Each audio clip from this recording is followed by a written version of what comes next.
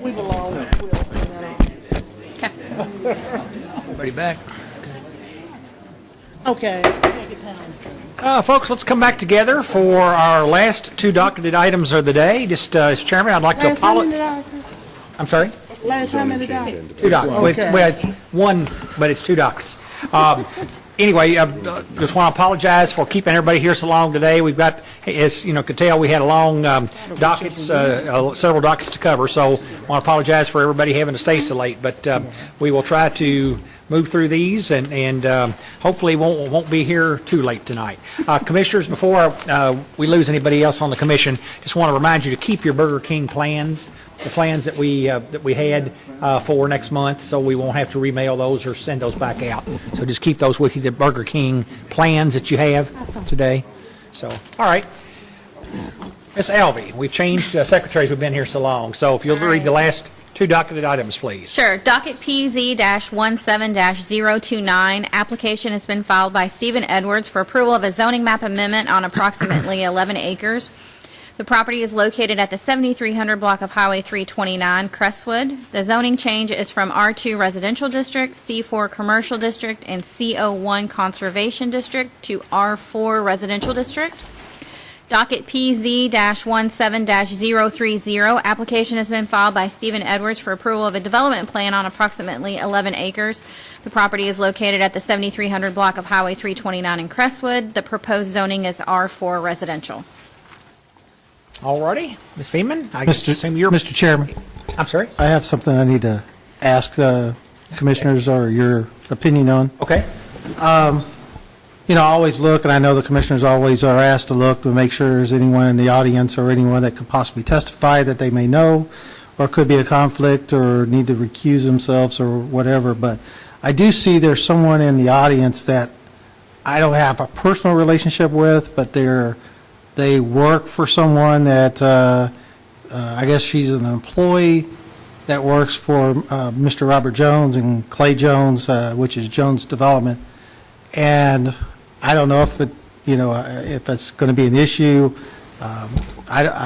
She's, I think, an employee for them. So I do receive, I do landscape service, lawn service for the Jones Group. And I think she's their cashiers or secretary. But it's nothing to do with this development or not that I'm aware of. I don't know why she's here, and I don't know. Sure, Mr. Carter, there's no issue with there be? Okay. Do we need a motion to allow him to just? No. Okay. He's appointed by the county judge and approved. He's appointed by the county judge and approved by fiscal court, and he has to make the decision whether or not his relationship with this whole business. You don't have a business relationship, do you? No, I think He she's knows just an this lady employee. would have any effect on his participation in this, what's before the planning commission. So what I'm hearing from Mr. Carter is it's your decision. I can stay. I don't know why she's here, so. Yeah, that's fine. Okay. Yeah, I think we're fine. So appreciate that heads up, though. He's just trying to go home early. Ms. Feeman? All right, Brooke Veman, planner with Oldham County Planning Development Services. As Ms. Alvey stated, the applicant is requesting approval of a zoning map amendment from R2, CO1, and C4 to R4, as well as an approval of a preliminary plan. Yeah. Including 176 apartment units on 11 acres. It's located at the 7300 block of Highway 329 in Crestwood. And I was just informed that the name has been changed to Crestwood Commons from Crestwood Place Luxury Apartments. This is an aerial view of the general vicinity. The tracks in question are outlined in blue.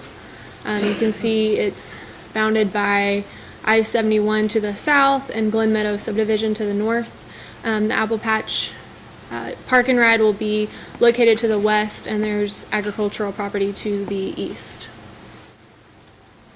This is the current zoning. As you can see, the property has 3 zoning classifications. There's a tiny little corner to the northeast that is zoned CO1. It just follows a buffer of a existing stream.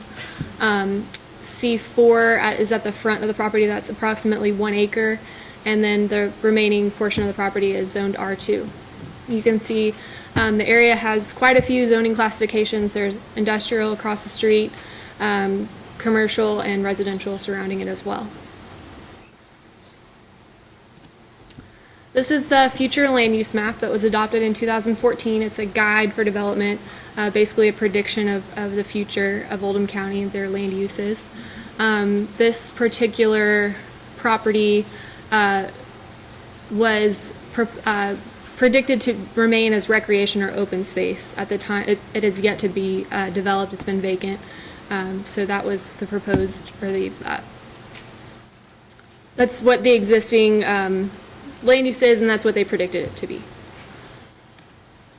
Some site history. On September 25th, 1986, the Oldham County Planning Commission recommended approval of a zoning map amendment from R2 to C4 on 1 acre to Oldham County Fiscal Court.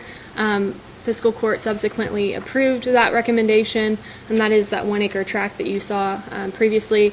The request was for the owner at the time wanted to have a saddle shop located in her home, which is a retail facility, and so she was able to operate that while she owned that property. She no longer owns that section of the property. On February 27, 1998, the Oldham County Planning Commission recommended denial of a zoning map amendment from R2 to C4 on approximately 10 acres to Oldham County Fiscal Court. This was a request for a go-kart track, and Fiscal Court, again, subsequently denied this application. I just wanted to go over the notification history, especially since this is a zoning map amendment. The notification is a little bit different from a development plan, things of that nature. There was a neighborhood meeting that is required, and that was held by the applicant on June 8th, 2017. Neighbors were notified of a technical review committee, and we held that meeting on June 21st, 2017. The adjoining property owners were mailed for Planning Commission on August 4th of 2017, and I went out and posted the required sign on the property on August 8th, which is 2 weeks before the hearing, as required by KRS 424. Public notice appeared in the Oldham area on August 10th of 2017. So in total, all the public notice requirements do comply with KRS 100 and Chapter 424. And again, just a reminder that all of the adjoining property owners within 500 feet are notified for a zoning map amendment.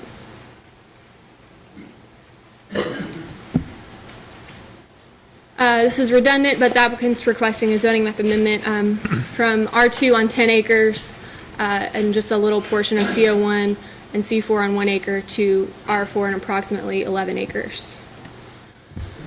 This is the proposed development plan. I just wanted to show you what the existing zoning is currently without this rezoning. You can see that front portion, front acre is currently zone C4. The rest is R2 and CO1. 7 three-story buildings and 1 one-story building are proposed with 3 different layouts consisting of 8 one-bedroom units, 132 two-bedroom units, and 36 three-bedroom units. And I've laid out there which locations all of those different layouts will be. So you can see the ones labeled in red are layout A, the ones labeled in blue are layout B, and the one labeled in black is layout C. So all of the buildings will be 3-story except for the 8-unit, 1-bedroom building at the front. The proposal meets the minimum parking requirements with 329 total spaces. The development is required to have 1 acre of open space, and they are providing 5.51 acres of open space, so they well exceed that requirement. There is a 20-foot landscape buffer area abutting all of the adjoining property owners, which is required to have a continuous high-opacity screen. You can see on the development plan they have labeled that 20-foot landscape buffer around the perimeter.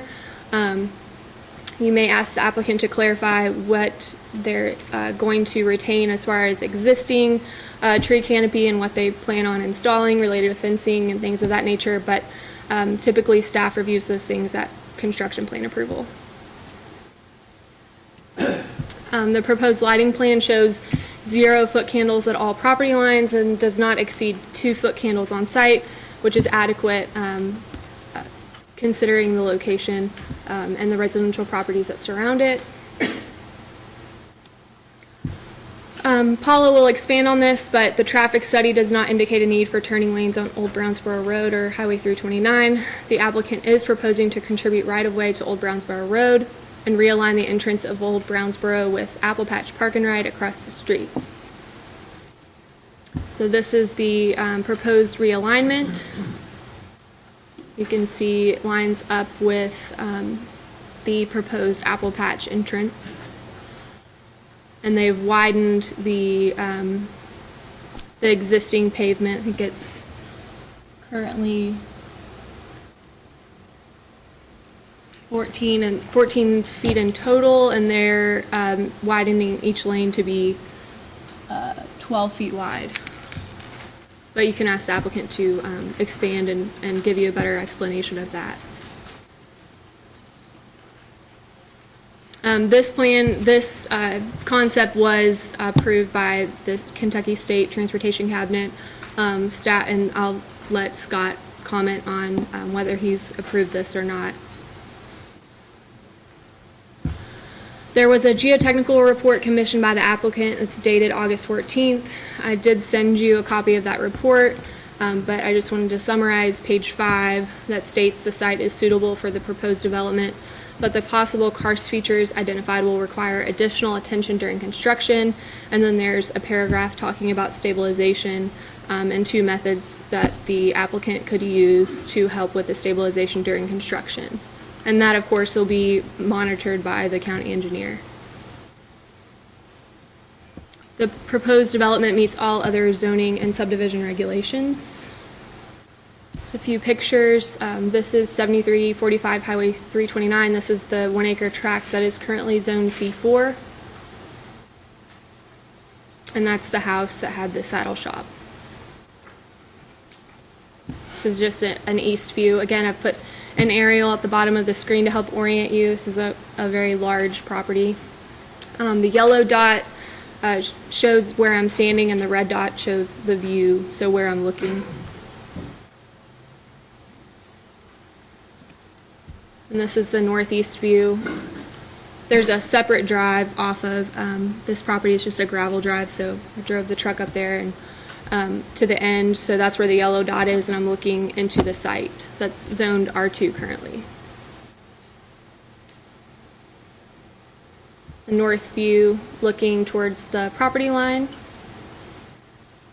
can see it's pretty heavily treed around the perimeter. This is the west view. It's looking back out towards the intersection of 329 and Old Brownsboro Road.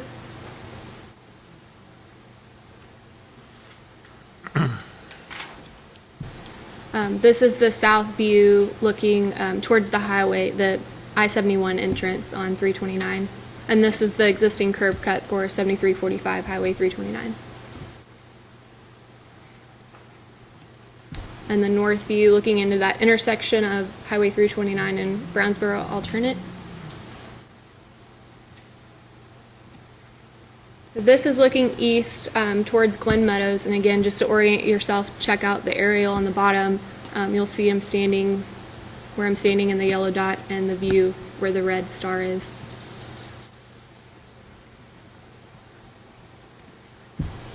This is just looking further down Old Coach Road towards Glen Meadows subdivision. And this portion is actually owned by the Sweetals, which live there. It's not actually the property line of this property, but their property is on the other side of that fence. This is the adjoining property to the north. It's 7401 Old Coach Road. You can see on the aerial map that's starred, that's the location. And this is looking back towards Brownsboro, the intersection of Old Coach and Brownsboro Alternate. This is on Brownsboro Alternate looking back towards Highway 329.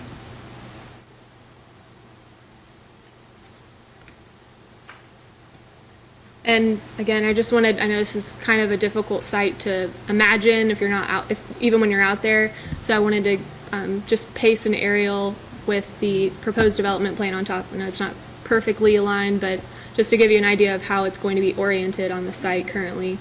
So the applicant will realign this Old Brownsboro Road and access their property off of Old Brownsboro.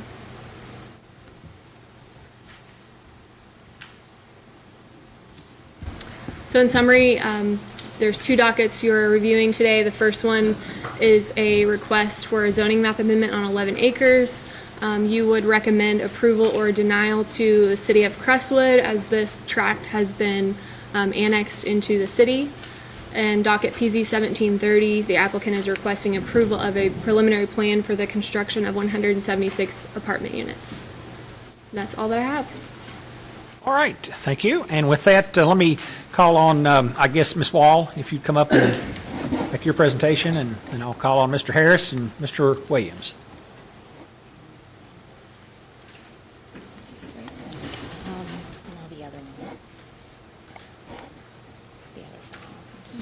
Well, I think most folks that were here earlier today, but you are the county traffic consultant for Oldham County. Paula Wall with Neil Schaefer, 200 Whittington Parkway, 40222. The applicant prepared their traffic study, so I completed a review of the traffic study along with the State Highway Department. I'm just going to summarize the review for you, and I've also got some other Speak up just a little bit. You've got some other information that I'll present as well that's pertinent to the site.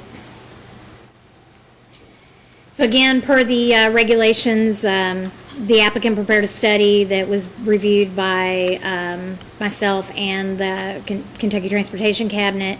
Overall, the review of the traffic study did not indicate that there are any substantive errors or discrepancies in the study methodologies, data, or capacity.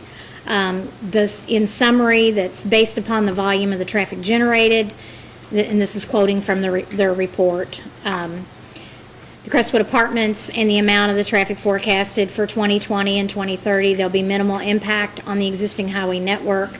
The intersection approaches will continue to operate at levels of service C or better. No mitigation is necessary as a result. The alignment of the existing intersection at Brownsboro and Old Brownsboro will be reconstructed to provide for more of a 90-degree alignment. The capacity analysis demonstrates that separate lanes on Old Brownsboro are not beneficial, and the calculated queue during both the peak hours is less than 2 vehicles.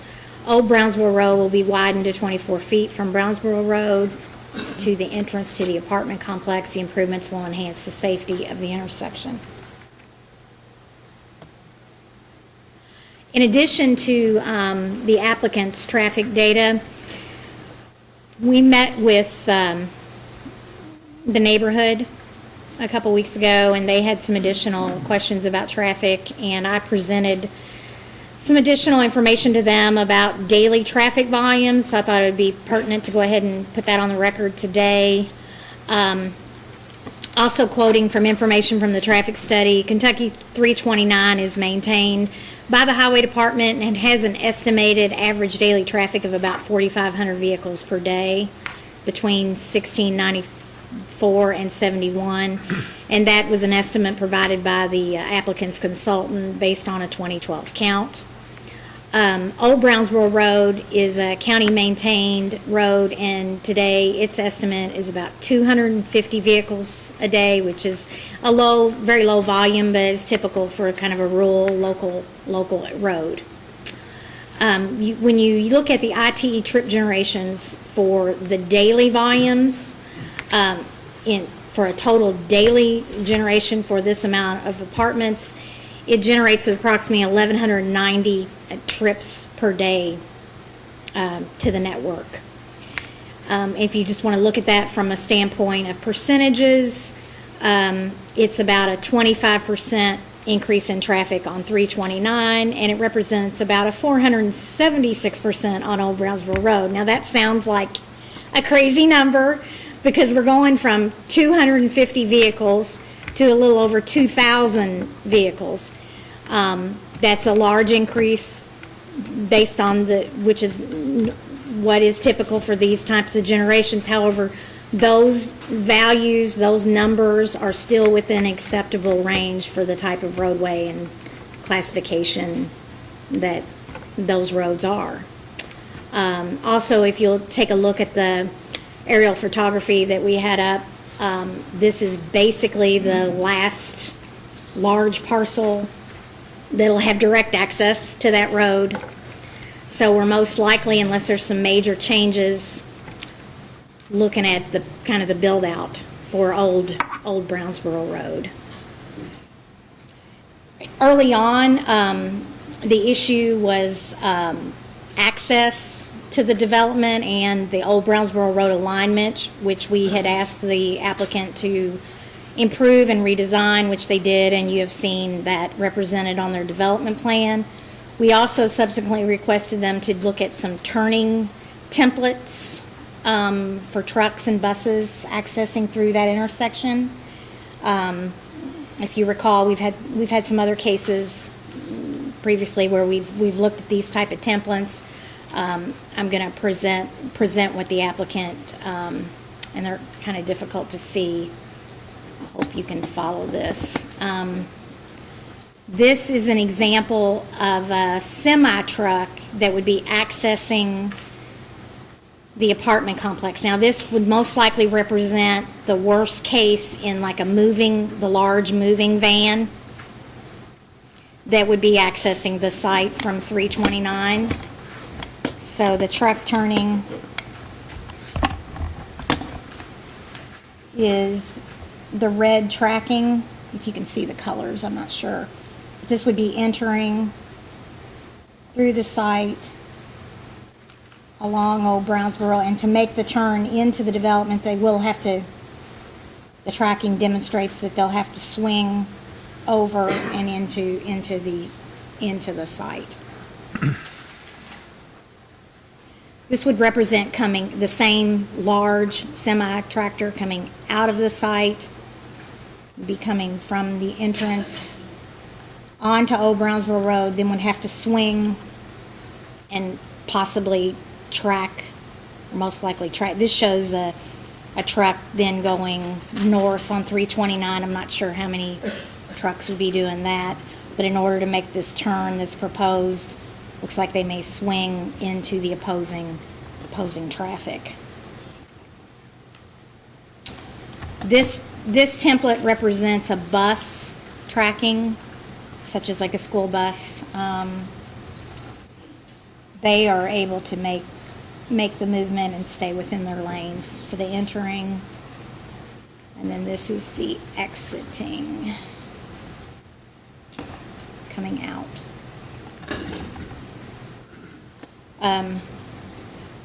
One thing that I think that the applicant may want to address is how frequent, or the likelihood of these large semi-trucks as far as turnover. I know a lot of people who rent that maybe not move with a semi-trailer. They most likely maybe have a step van or a smaller U-Haul, things like that. Again, this represents the worst case scenario, which probably happens pretty typically through neighborhoods, maybe a little bit more frequently if you've got apartments. So that's all I have. Okay. Thank you, Ms. Wall. And Mr. Harris, I guess call you up if you have anything you want to add.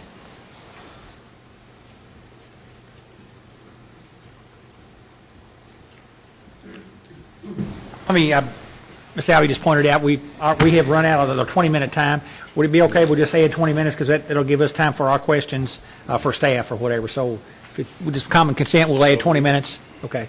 Just add 20 minutes in, Ms. Albee. Sorry, Mr. Harris. Go ahead. That's all right. Scott Harris, 100 West Jefferson Street. I'm less positive than the previous two presenters. I was given the traffic study, and I have lots of questions about it. It doesn't make a lot of sense to me about a lot of the things I see. I've been given a geotechnical report that raised even more questions about the karst windows. The turning movements that you just saw for the semi, where you have to cross the lane on a state highway into the other lane, is an illegal movement. And if you pass this based on, that thing can make it, you now are condoning an illegal activity. So, I mean, the more I see, the more questions I have. This doesn't mean they can't be answered, but I don't know, would you like to hear all of my concerns, or would you like to talk about them as these things are presented? Well, it's, Staff. yeah, you're, It's part of staff report. yeah. Okay. I would like to point out that I'll start with the traffic study. As a standard, traffic studies are done during the school year and not on Fridays because of weekends. Well, this one was done the Thursday before Memorial Day. I've called 3 traffic engineers that I know for a long time, and they said they would never do one the Thursday before Memorial Day or the Tuesday after, even though it's not a Friday. So it's questionable about that day. When you talk about future conditions and you say 2% increase in traffic, here we say 2% increase in through traffic on 329 only. No increase on traffic anywhere else. Well, there's still 4 empty lots. There's 45 lots within the existing subdivision that feed onto Old Brownsboro Road. So there's 4 empty lots. There's houses with kids that are getting licenses, but no increase in volume except for through traffic. So don't be surprised that, don't need any kind of turning movement alternatives, because we're only looking at through traffic on 329. We take 100 trip generation. We say we're going to accept 100 trip, and this comes out of the 9th edition of the trip generation model. I don't have a problem with that. But then it's divided into an 80-20 split. No explanation as to why. Now, 20% goes north, 80% goes south. South's the highway. You would expect that to be the higher split. But Old Brownsboro Road is just a little spur. If you want to go north, you're not coming down to that intersection and turning around and going north. You're going north and going north. So that doesn't make any sense to me.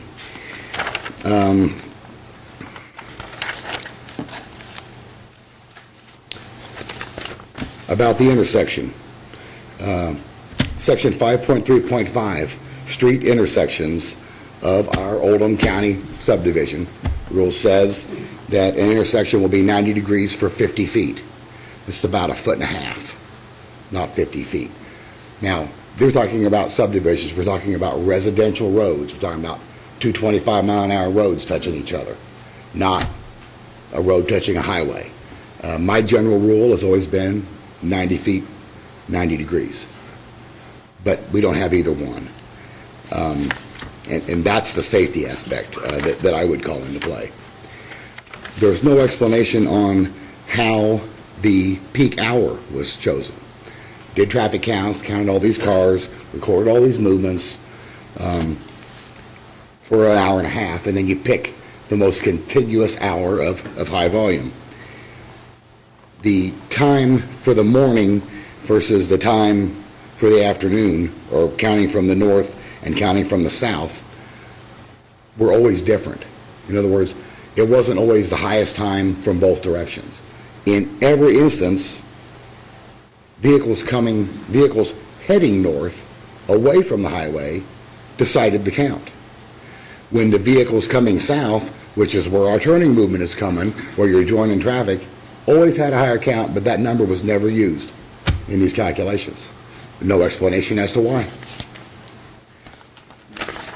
Now, I'd like all these things answered on the traffic study, because I don't understand why it just seems so obvious to me.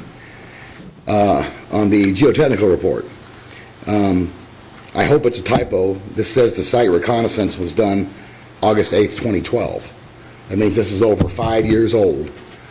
And if that's the case, I'd question, because their own limitations of this says that conditions may change with time or be affected by natural events such as floods or earthquakes or by human activity. As such, the information generated during the survey may not include all conditions that may exist. So we have a plan from the developer that shows 2 karst windows. They hire a geotech firm that writes a report, takes a dozen pictures or so, identifies all kinds of activity. There's no pictures of the 2 things that we've seen. They're not covered at all, except for one line that says, oh, we think it's animal activity. Now, there's animal burrows in here. There's no question they're animal burrows, and that's what they question. But, the ones I've been out there and seen are 6 foot in diameter or bigger and 18 inches down, and have sloughed sides but grass tops. Now, I've never known an animal that could do that. But at very least, it would be covered in the report. It would at least have a picture of this activity in the report. If it wasn't there 5 years ago and this date is actually accurate, then I have even more concerns. Because now it's fallen fast, see, over a 5-year time, without any human interaction. So, you know, the two things that I wanted the most don't answer any questions for me. The other thing I wanted was stormwater, and I really didn't get anything on it. They weren't required to give me anything on it. I understand they've started calculations, and we do see a basin placed on the site, and they've promised in the TRC they would take care of the questions, the concerns that I had. So I don't neither here nor there for it or against it. It just doesn't. I had nothing to report. So Thank you, sir. All right, and Mr. Williams, you've got a report from the school board. Yes, sir. As you all have seen, in that. Okay.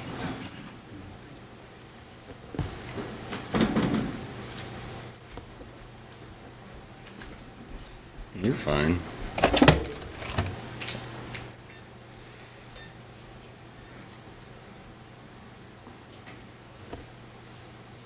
Again, this is pending our board meeting on Monday, but I was asked to provide a draft copy.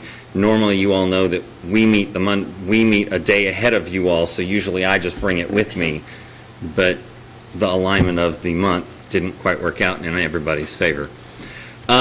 Based at this point, the recommendation from staff, that being myself, the superintendent, and our general counsel, is that there is the bottom box which says existing or planned school capacity is inadequate to accommodate the number of students generated by this project or proposal.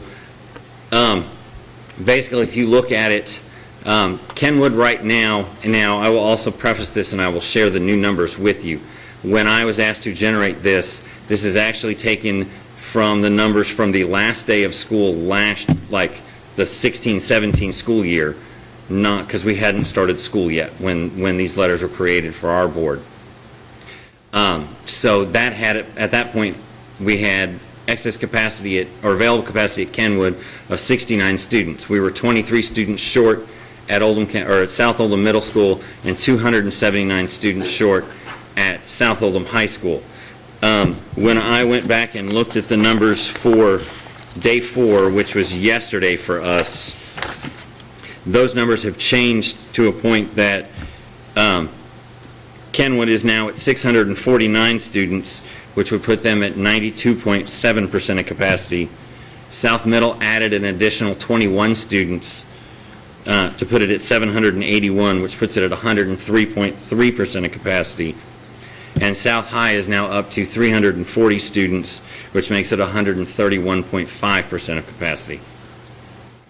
There is an asterisk, and we do have planned capacity, but I will also say this. It is in the planning stage, and South Oldham High School's major renovation can't start until the school is 30 years old, and that renovation will actually start the summer of 2019.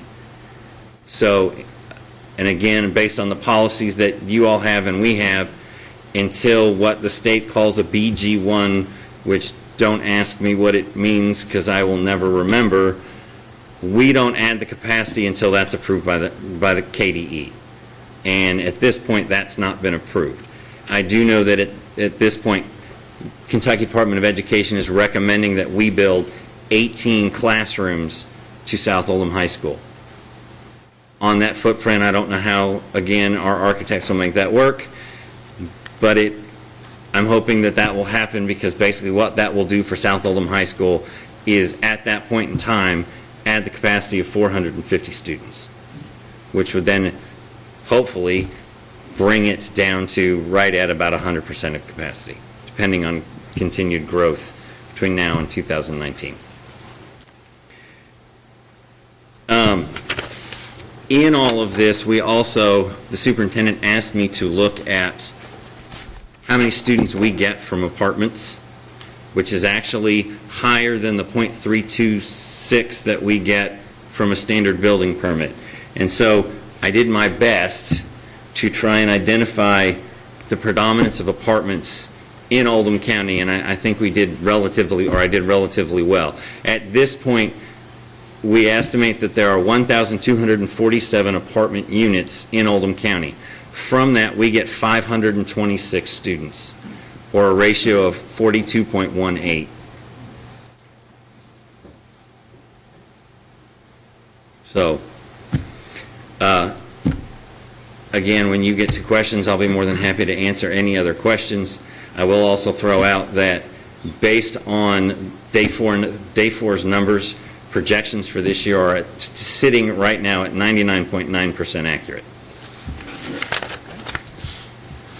And let me, before I turn it over to commissioners for questions, Michael, I've got one, is your numbers that you are projecting, that the capacity, if you added 18 classrooms at South, but that wouldn't start until 2019, correct? Once, the way I understand the policy and how all this process works, once the BG1 is approved by KDE, which my assumption would be that it will be sometime in either the end of this current school year or the start of the 18-19 school year, so that we can start construction the summer of 19. And that would, how long would that take? The construction will probably be at least another 2-year process, just the way every other one we've had over the last several years. I do also know that Camden is next in line, so Camden will actually start this summer, this coming summer, obviously not the summer we just had. All right, let me open it up for commissioners. Questions for any of the staff that have brought information to us? Ms. Smith? Mr. Harris,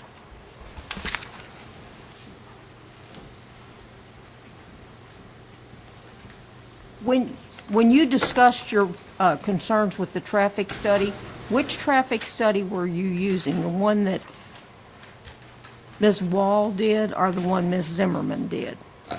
I've received 2 copies of Ms. Zimmerman's. I have not received one from Ms. Wall. It's my understanding that Ms. Wall critiqued Ms. Zimmerman's, and That's correct. Okay. Yeah. that's the only one there is. Right. Is my Thank you. understanding. Yep. Any additional questions for staff?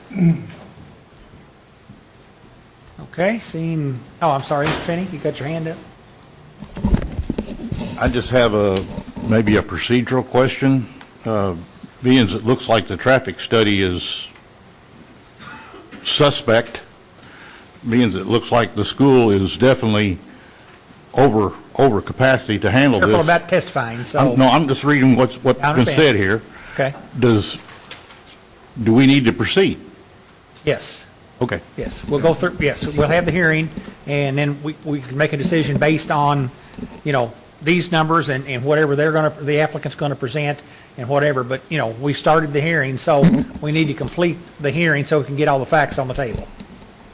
You have to, there's an application that's been presented in, so you have to have a hearing.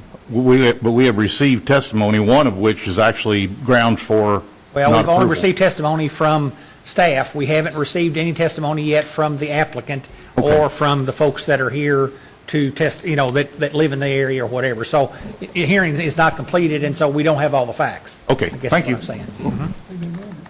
All right, any other questions for staff? Okay, let's move on into presentation by the applicant or representatives and others in support of the application. Mr. Clubb, you've got 50 minutes, sir. Thank you, Mr. Chairman. I'm out. Have just a second to pull my presentation. Sure. Mm-hmm. Miss Albee, somebody get my screen good. Oh, she's got it. It's been a long day. Yes, it is.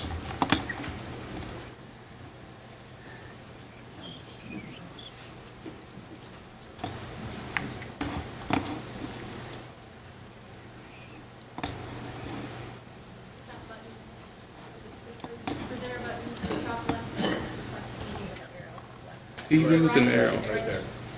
There we go.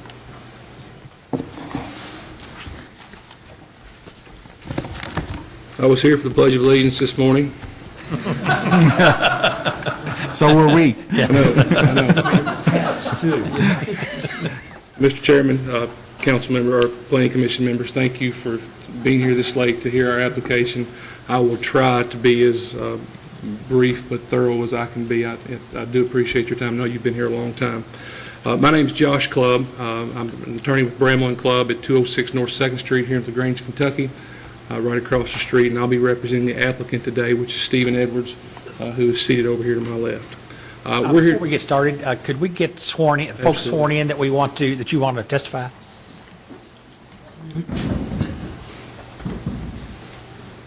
Just raise your right hand. Do you solemnly swear to tell the truth, the whole truth, and nothing but the truth? All right. Yes, sir. Go ahead. I'm sorry.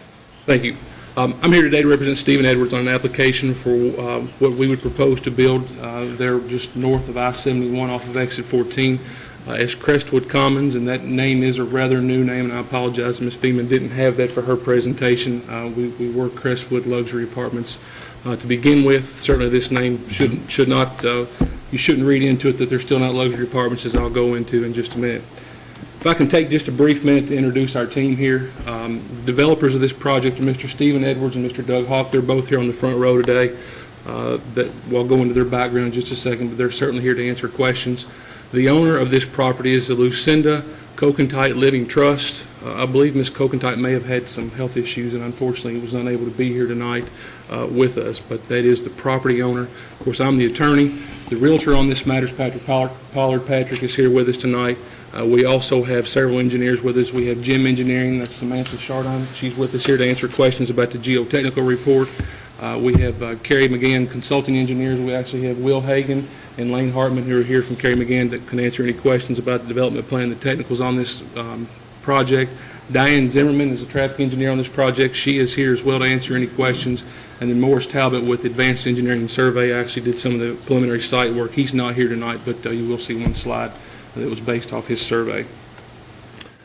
Doug Hawk and Stephen Edwards have combined over 60 years of experience in building apartment homes. Between the two of them, they have been a part of or constructed 2,000 Class A apartment homes, and Class A is the gold standard of apartment homes, and I'll go over what that means in just a minute, but they have constructed 2,000 of those. Doug actually is he came to visit us today from Kenton County, but Stephen actually lives here in Oldham County. He's been a resident of Oldham County for 17 years and has actually developed another property in Oldham County that you may be familiar with. The Class A communities that these two gentlemen have developed in the past, they're all around the state. We have one in Lexington, Burlington, Georgetown, Independence, Ashland, LaGrange, Oldham Oaks here on Commerce Parkway, Florence, Kentucky, as well as in Shelbyville. I think that's their newest development. It's called Shelby Oaks Apartments. As you can see, the number of units that are in each of these developments are actually, on average, a little bit greater than the 176 that we're proposing for this development. That 176 is basically a function of the site size. That's really all we could justify putting on the site to do in a responsible way. Just some pictures. I'd like to, before we go into our technicals, just to give you all an idea of what we're building. I'm sure some of you, many of you, if not all, are familiar with Oldham Oaks, but this is the Georgetown Oaks Apartments.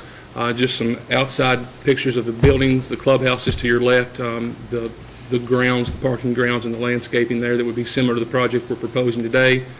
Providence Hill Apartments. I believe that's up in the northern part of the state. Burlington Oaks. It's a clubhouse, community facility there, playground. Independence Oaks Apartments. Oldham Oaks, which is obviously here in Oldham County. That's a picture of the outside of one of those buildings and some of the interior amenities, both in the clubhouse and a unit. And then Crestwood Commons, which is the project we're here for today. Obviously, this is a representative picture from another development, but it accurately represents what we're proposing to build for this project. Just a little bit about the project. These will be all brick exteriors. The breezeways that you would access the second and third floors would have an engineered product that would obviously be maintenance free and be attractive. There will be, the majority of these units, actually 168 and 176, are 2 and 3 bedroom units. The community amenities are pretty standard for these developments, and certainly that's not going to change here, and the developers have committed to this. They're owner managed. There's 24-hour on-site management, 24-hour on-site maintenance. Emergency maintenance is available. Clubhouse with amenities. Park-like outdoor amenities. There's a swimming pool, often walking trails. High-end exterior and interior amenities. high-quality construction using quality materials and quality landscaping that we'll go over in detail here in just a few moments. Some of the interior features, each of these units have balconies with screened-in porches. The third floor units have vaulted ceilings, crown molding in the living room, dining room, overhead light in the bedrooms, living rooms. There are window blinds, washer-dryer connections for each unit, as well as fully furnished kitchens in each unit. These are some interior pictures. They will have large walk-in closets, 2 full bathrooms in both the 2 and 3 unit apartment units.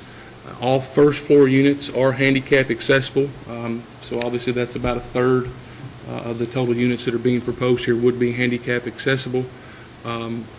Wooded views, we have, as you saw from Ms. Beeman's pictures earlier, especially the northern boundary of this property that adjoins the residential area has a quite thick vegetative buffer that would remain in place in addition to the landscaping that my clients would plant after the property is developed. High-speed internets and walk-in showers are available. There's a clubhouse built at each of these properties. Crestwood Commons would be no different. There'd be brick garages with openers for those tenants who would choose to exercise or want to park their car in a garage. There's a dog park. There's a playground proposed that you'll see on our development plan in just a minute. Covered bike storage, a basketball court, grilling area, picnic area, as well as a pet washing station. And below you'll see pictures of clubhouse areas, as well as there is a community laundry facility for those people who do not have their own washer and dryer in their unit because they choose not to do that. Clubhouse amenities include a swimming pool. There will be a swimming pool built as part of this development. 24-hour fitness center, 24-hour laundry facilities. I just mentioned a community coffee bar and kitchen, as well as Wi-Fi available. And again, we have more pictures of representative samples of properties that these two gentlemen have actually developed of the clubhouse, the fitness area, and the swimming pool. When this project first came up, we were building multifamily units, and we heard a lot of concern, and I think there was a lot of angst in the community that maybe what we were proposing would be substandard and would encourage people maybe who the neighbors wouldn't want to be there to come to the community. I'd like to take just a minute to tell you what a Class A property is and what we're proposing to build. The characteristics of a Class A property, obviously we have a clubhouse with amenities. There's quality landscaping, there's 24-hour on-site maintenance, 24-hour on-site management, high-end exterior and interior amenities, as well as high-quality construction materials for both the interior and exterior. We've already gone over that. Characteristics of a Class A resident. My clients screen their potential residents very thoroughly. Obviously, we can get into what the rents on these particular units will be, but the 1 and 2 bedroom units, I believe, start out at about $1,050 a month. And the 3-bedroom units go up to about $1,350. Is that correct, Stephen? Is the proposed rental rate for these. So we are certainly market rate and quite frankly, a substantial amount of rent that we expect these apartments to generate. Gross monthly income for a tenant has to be 3.5 times the monthly apartment home rent. They have to have exemplary rental history. If they don't, they're denied. They have to have either good credit or no credit. Obviously, some younger people that may not have credit established, my client does not weed them out necessarily, but if they have bad credit, they're going to be turned down. They must also have a good background history so that obviously my client doesn't want nefarious people living on their property any more than the neighbors want that. So that is something that they would do, and that is a characteristic of a Class A development. I have some exterior elevations of I've got one of a 2 and a 2-bedroom unit and a unit that has 2 and 3-bedroom apartments. This is very similar to what you would see if you went down to Commerce Parkway. My client actually intends this will be somewhat nicer than Oldham Oaks. It's a newer property. Some of the finishes will be nicer. These are 3-story buildings. I think that the maximum height for a R4 zone is 45 feet. We're going to be in well under that at, I believe, 36 feet and 6 inches to the top of that roof line. The 2 and 3-bedroom unit building, as you see here, it looks the same as a 2-bedroom unit. It's just a little bit longer, obviously, to accommodate the extra bedrooms in the 3-bedroom units. The 2-bedroom unit, this is the typical layout of that. Obviously, you'll see, as I mentioned, it has 2 bedrooms. It also has 2 full baths. One would be a master bath. The other would be shared with the rest of the unit. Kitchen, there's a typical laundry facility, patio deck, as you'd see there on the bottom of that picture, as well as walk-in closets in both bedrooms. 3-bedroom unit is pretty much the same. The second bathroom is actually shared by the 2nd and 3rd bedroom. But other than that, and obviously square footage is very similar to the two-bedroom unit. There's 1,470 square feet of living space in a three-bedroom unit with all the same amenities. My client informed me when we were talking about the landscaping of this property. Obviously, we have a substantial natural buffer that's already in place on the northern boundary of the property that joins the residential areas. That landscape buffer, you saw the pictures in the staff report, that landscape buffer will remain intact largely. There's a 20-foot buffer. My client will buy landscaping by the truckload, Mr. Edwards, but these are the typical trees that they would plant, again, to try to increase the privacy for both this development and the adjoining neighbors, as well as to beautify the property. The next slide that we have coming up, if I can bring up Will, if you can come up.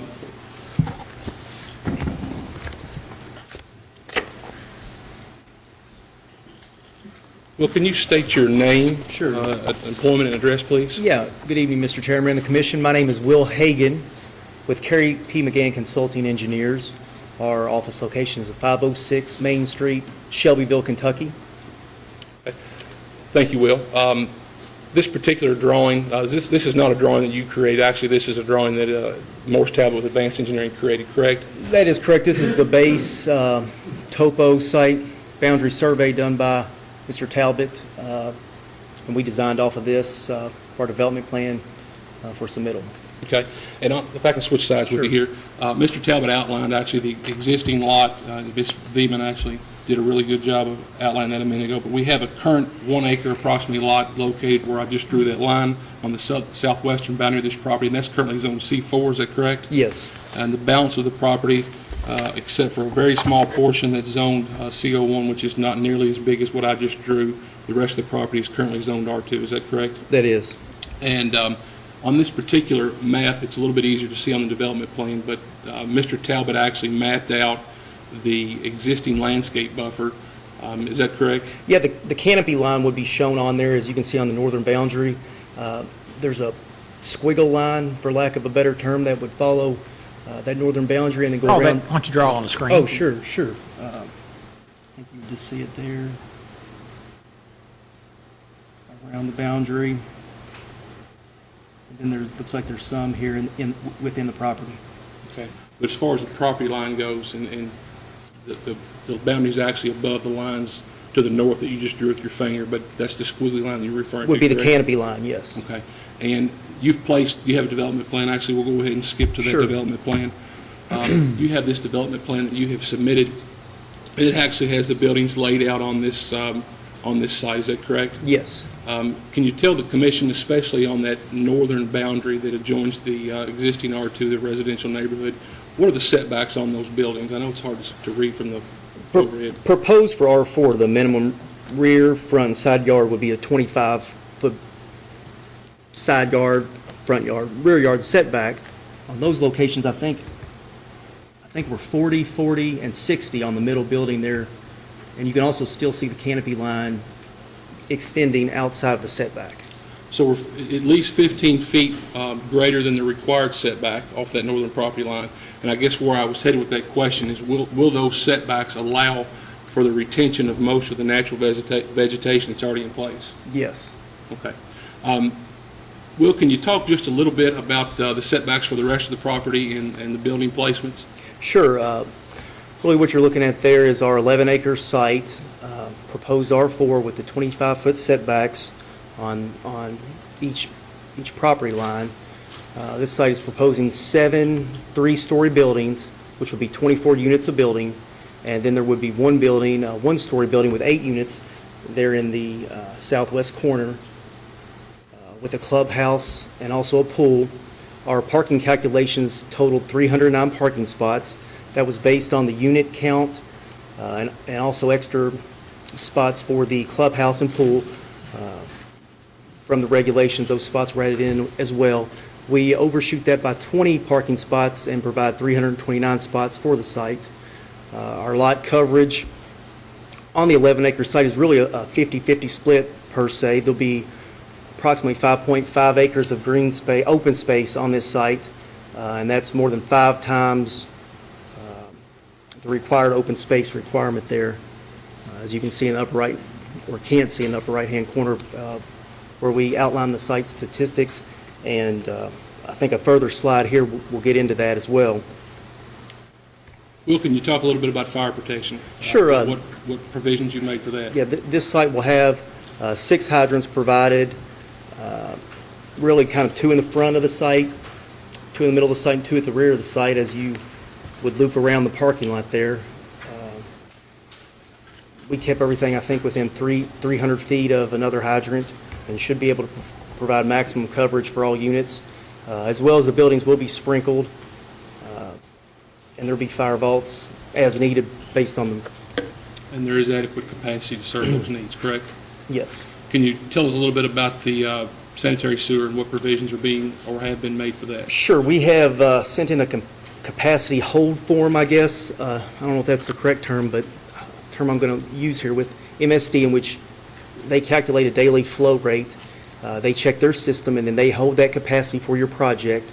That flow rate has been approved for us to tap into the Apple Patch pump station. There will be some civil engineering upgrade type things required for the pump station. We have not dove in completely into all those calculations, but for preliminary, the capacity will be there for this project at that pump station. There has been an easement secured to reach the lift station that travels approximately that line? Correct. Is that correct? That'll be gravity feed? Yeah, we will gravity into the Apple Patch pump station, and we will need to obtain an encroachment permit to bore under 329 there. Okay. And the applicant has agreed to make substantial improvements to that lift station that would accommodate this development. Is that To meet correct? MSD requirements, they will. Okay. Well, can you talk just a minute about the stormwater drainage provisions that have been already made in this plan and what you envision doing? And I think you've done some preliminary calculations. Sure. Talk about those. Yeah, we've jumped into doing a little bit of no hydraulic calculations or runoff calculations were done with our development plan submitted. I think that supposedly would come later in the process, but after the public meeting, we had concerns. You know, stormwater is always naturally a concern to residents. Our basin size there, I guess let me get into the basin. The size of this watershed. Can you show us the basin on the map? Sure. Our site is 11 acres, but the watershed flowing to, I want to write on this, there's a 60-inch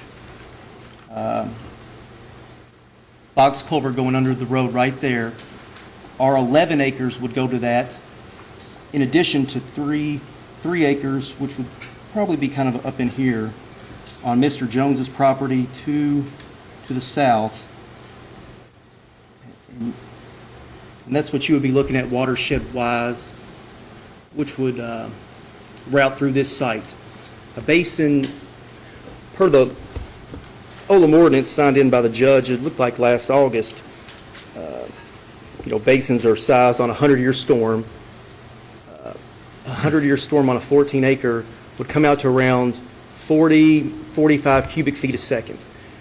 Our basin we would propose would be 150 feet wide, 50, 60 feet, well, I guess that would be 50 to 60 feet wide, 150 feet long, approximately 8 feet deep in that location, providing 90,000 cubic feet of storage for stormwater detention.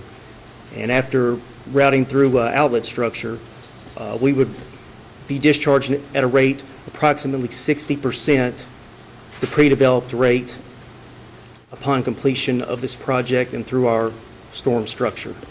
So we would be retaining all the water created on this project, including the 3 acres on the Jones property as well. Okay, well, so the detention basin you're proposing is approximately... It is, correct? yes. Okay. Can you tell me now that the drainage that comes off not only this 11 acres, but the 3 acres to the south that you say are part of this watershed, do they all leave the property at the same place?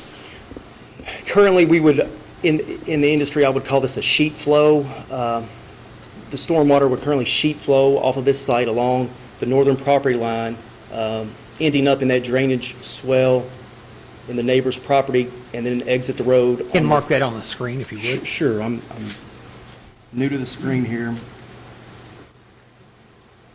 would exit the property out the 60-inch culvert and would sheet flow currently across here to that point. Okay? So everything that comes off of this 11 acres, the 3 acres that's in the watershed, they all exit underneath that 60-inch culvert in Old Coach. Is that correct? It would, yeah. Okay. What is going to happen post-development once this detention basin is built? This different, if anything? I think it still would, we would have our basin there and our exit. Typically would have one exit point there, and would reduce the flow, to 60%. The post-developed rate would be 60% of the pre-developed rate, and the rain would still go downhill. So, and again, this will all need to be finalized and approved by the county engineer, Mr. Harris, correct? We have not sized our pipes through the development or ran a full hydraulic analysis on the site. We normally wait to size our base catch basins and everything once we finalize the grading plan, and we have not reached that point of the design phase yet. But that will have to be approved by the county engineer. Yeah, yes. It's not just something I would. It's back and forth. I submit. There's comments addressed and so forth until we meet every regulation. All of the water that's leaving this site currently exits out that 60-inch culvert pipe. Yes. All of it would exit underneath this or through the same culvert pipe post-development. Is that correct? Yes. Okay, but flow would be reduced to, under your calculations, to 60% of pre-development levels. Yes. Okay.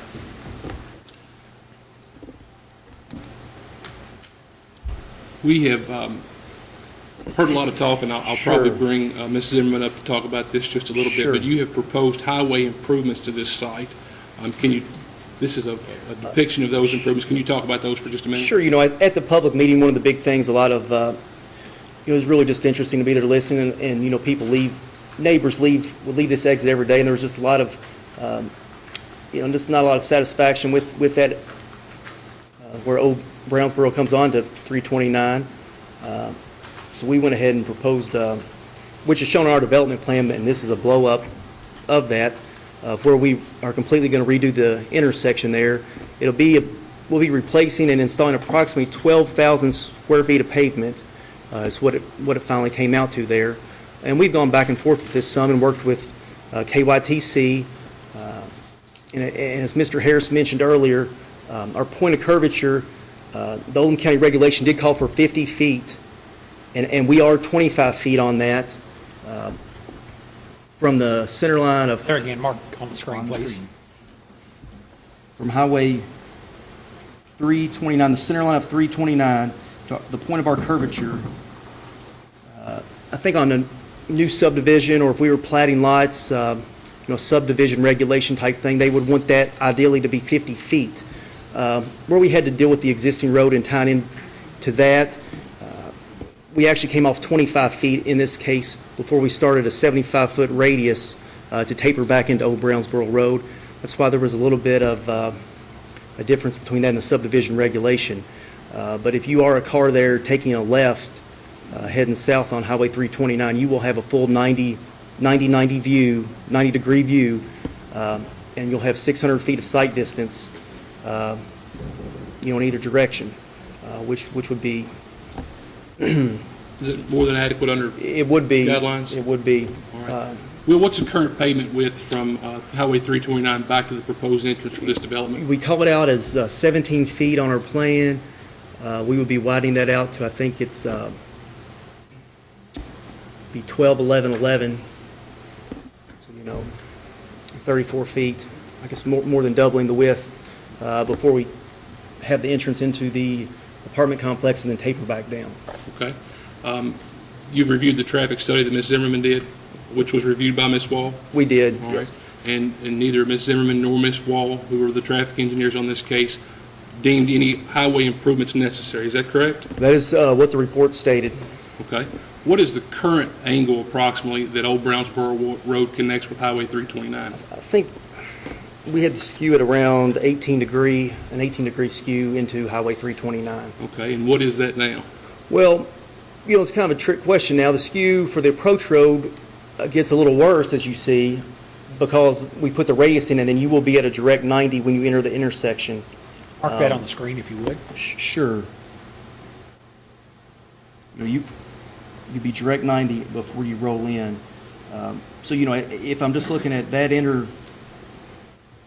is. Well, I'm looking right here where this road intersects 329. Currently, what's the angle where it intersects 329?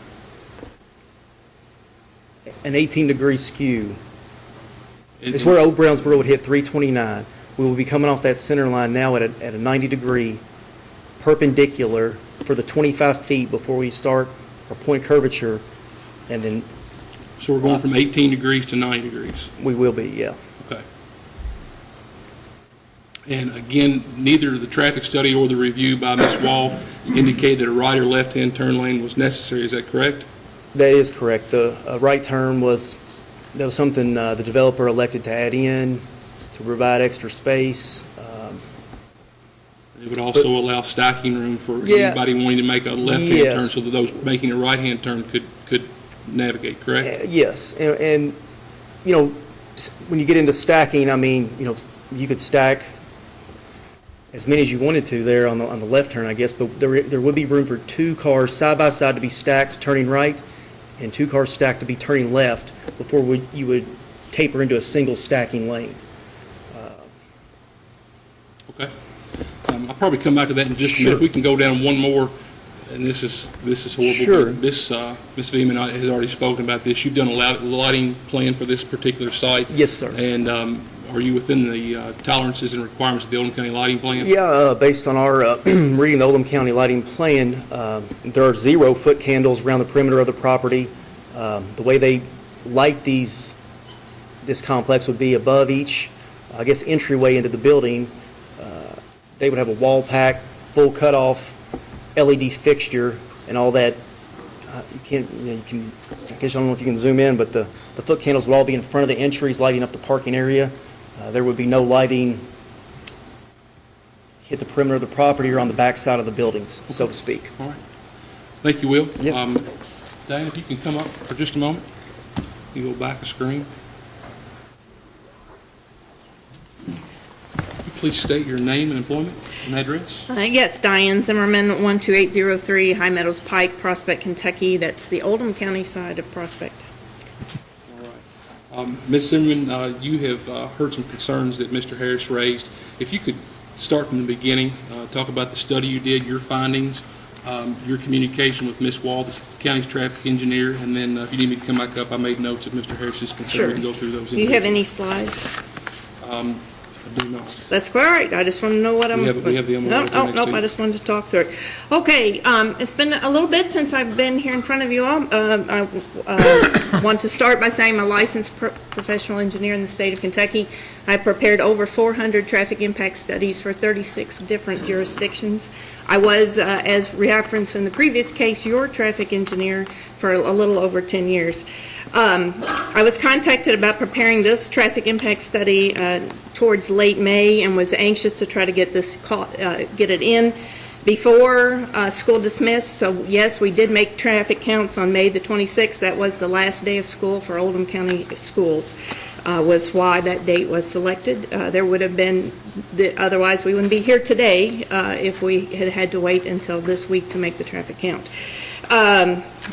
I also use the Apple Patch. I've been around long enough now that the Apple Patch development across the street, when it was developed, I reviewed that traffic impact study and I pulled that data out, pulled that file out of the cabinet and reviewed it to confirm that what the peak hour was at the time of that analysis, so that when I sent someone out to make the traffic count that they were in the correct window.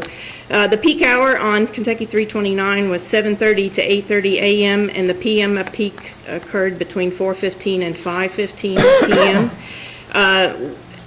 At the time I did the study, the projected completion date for the study was 2020, and I used a 2% annual growth on the through movements. That is a correct statement. I also projected traffic for the park and ride lot proposed across the street and included that in the no-build calculations. and I don't have the details on that right at my fingertips. This apartment complex is projected to generate 90 a.m. peak hour trips and 114 p.m. peak hour trips, and those were assigned all to Old Brownsboro Road to then exit onto 329. I do not believe that anyone will turn right out of this apartment complex and go through the community of Brownsboro to access Kentucky 329 if they are indeed headed towards my neck of the woods in Prospect. I used the 80-20 split based on the existing traffic count at the intersection and the data on the count on Kentucky 329, as well as my general knowledge of the traffic patterns in this area, having been a resident here for 22 years. There are opportunities for employment to the north, but I believe the significant traffic pattern predominant pattern will be towards I-71. The level of service calculations reveal that the intersection currently is operating at level service B on Old Brownsboro Road in the morning and in the PM peak hour. With the development and the park and ride in place, that will the operation will go to level service C. As you know, our standards indicate that level C is deemed appropriate and adequate for developments without needing to provide mitigation. The Kentucky Transportation Cabinet, even though this is not accessing directly onto a Kentucky highway, the proximity, we decided it was appropriate to work with the county to redesign this intersection, and therefore then that puts us having to have a conversation with the Transportation Cabinet about their standards and the requirements, if any, for left or right turn lanes on Kentucky 29. They require a 10-year lookout window beyond the build-out year of the development, so a 2030 analysis was also done, and the results of that are that no turn lanes would be required to be implemented at the intersection of 329 and Old Brownsboro Road. Are you finished? I believe that I'm Can I finished. do just a few questions for you? Absolutely. Have you spoken with the State Highway Department and gotten their feedback on our proposed, not only your traffic study, but our proposed improvements? I have had email exchange with CWSC Moore in that they have reviewed the study and had no comments. Okay. Do they have any issues with the realigning of the intersection with the Apple Patch Park and Ride, or with the turn lanes as proposed, as those would exit on Highway 329? I have not seen any comments from them. Okay. And have you discussed your traffic analysis, your report, as well as our proposed improvements with Ms. Wall, the county's traffic engineer? Ms. Wall and I exchanged several emails at the end of July and early August, and a follow-up email last Friday that all her comments had been addressed with the August 1st version of the study. And did she, in fact, agree with your assessment that actually no highway improvements were required, given the numbers that your count and the traffic safety manual provided? Correct. Okay. Are you familiar with, one more question, the large truck turning lane? Are you familiar with those drawings? Yes. And do you have an opinion, and I'll speak in just a minute as to the frequency with which we think large semi-trucks would come in and out of there, but do you have an opinion as to those turning radiuses? It would be my opinion that that's a normal pattern for a semi on a 90-degree route anywhere in this county or the state of Kentucky. Okay. All right. Thank you, Ms. Zimmerman. Before I call up my geotechnical engineer here, I'd like to make a couple of statements. I have spoken with the applicants regarding the frequency with which truck traffic would be coming and going from this development. Obviously, during construction, I think there will probably be some semis that will have to come and deliver supplies. However, my clients tell me that they work very closely with their managers, and they actually forbid people who are moving in and out of these developments. They're apartments, they're not homes, they're limited size. The largest of these is 1,470 square feet. They actually prohibit them from moving in semis, and their management is instructed during the application and the approval phase to question the new prospective tenants on how they will be moving, and or they're required to inform them that they will need to make appropriate provisions, a box truck, U-Haul, step van, something of that nature. But semis are not going to be coming in and out of this development post-construction. I've been reminded that nobody cares what I think, but I do see, even here in downtown LaGrange, semis making left and right-hand turns that do have to swing out in the other lane of traffic to make that turn on a regular basis, and that happens everywhere. It's not just Crestwood Commons, that's not just here in LaGrange, that's pretty much everywhere you go. I've still got 15 minutes. Samantha, do you want to come up and speak briefly? If you could please state your name, employment, and address. My name is Samantha Chardine. I work with Gem Engineering at 1762 Watterson Trail in Louisville, Kentucky. And have you performed any services related to this particular site? Yes, I conducted a karst survey. And when did you do that? I did it in 2017. In addition to being an engineer, I'm also a human being, and I inadvertently put 2012 instead of 2017, but it was, in fact, conducted this year. Do you have the exact dates when you were out there? August 8th and 18th. Okay. And you actually have prepared a correction to that, which we will be submitting to the planning staff? Yes, yes. So the report that that was mentioned earlier has been updated. When we conducted the first survey, the grass had just been cut and it was covering the ground, and we needed to wait a few days for the grass to settle down. And unfortunately, we needed to get the report in, so we for this meeting, so we issued it then, and then we went back out and did a second survey and then issued an updated report. And in that updated report, the two features that he mentioned are in that report. Okay. Can you tell the commission briefly what you did in your site study? Yes. So the karst survey includes basically walking the site in a kind of like a grid pattern. You just you pick grid lines and walk regular traverses across the site. It includes going into wooded areas, go in with a machete, you hack it down, you look for the features that we're looking for during that karst survey, which includes sinkholes and springs, caves, those kinds of things. Okay. And what did you find? In that, we found numerous sinkholes, the vast majority of sinkholes, probably not even any bigger than this right here. They're all relatively small. They're 2 feet in diameter, 1 foot in diameter, 2.5 feet in diameter, 3 feet in diameter. You get the point there. Most of them are very small in diameter, and that's in relation to the fact that the cohesive soils that are there, and then just the depth to rock. It's not that deep to rock at that site. It's 3.5 to 5 feet. And so you don't typically get sinkholes much bigger than it is to the depth to rock. So because the rock is so shallow, the sinkholes tend to be relatively limited in size as well. And those sinkholes that you described, would those be unique to this property? Absolutely not. 55% of Kentucky is underlain by karst geology. It happens everywhere. It's a very common characteristic of the land here. Specifically as to the sinkholes you saw, what would be your recommendation if you could make one at this point? The sinkholes are not a big deal. They're very common. They're easily stabilized during construction, and most of these features are caused by small anomalies in the rock. So what you do is you just dig down to the rock, you expose that anomaly, you identify where it's going, and then you stabilize the feature. Normally they're small crevices you can cover with rocks. We can typically construct what's referred to as an inverted filter, which, plain and simple, it's a bag of rocks. What that does, that the filter fabric that's on that keeps those features developed because the soil gets carried into these anomalies in the rock.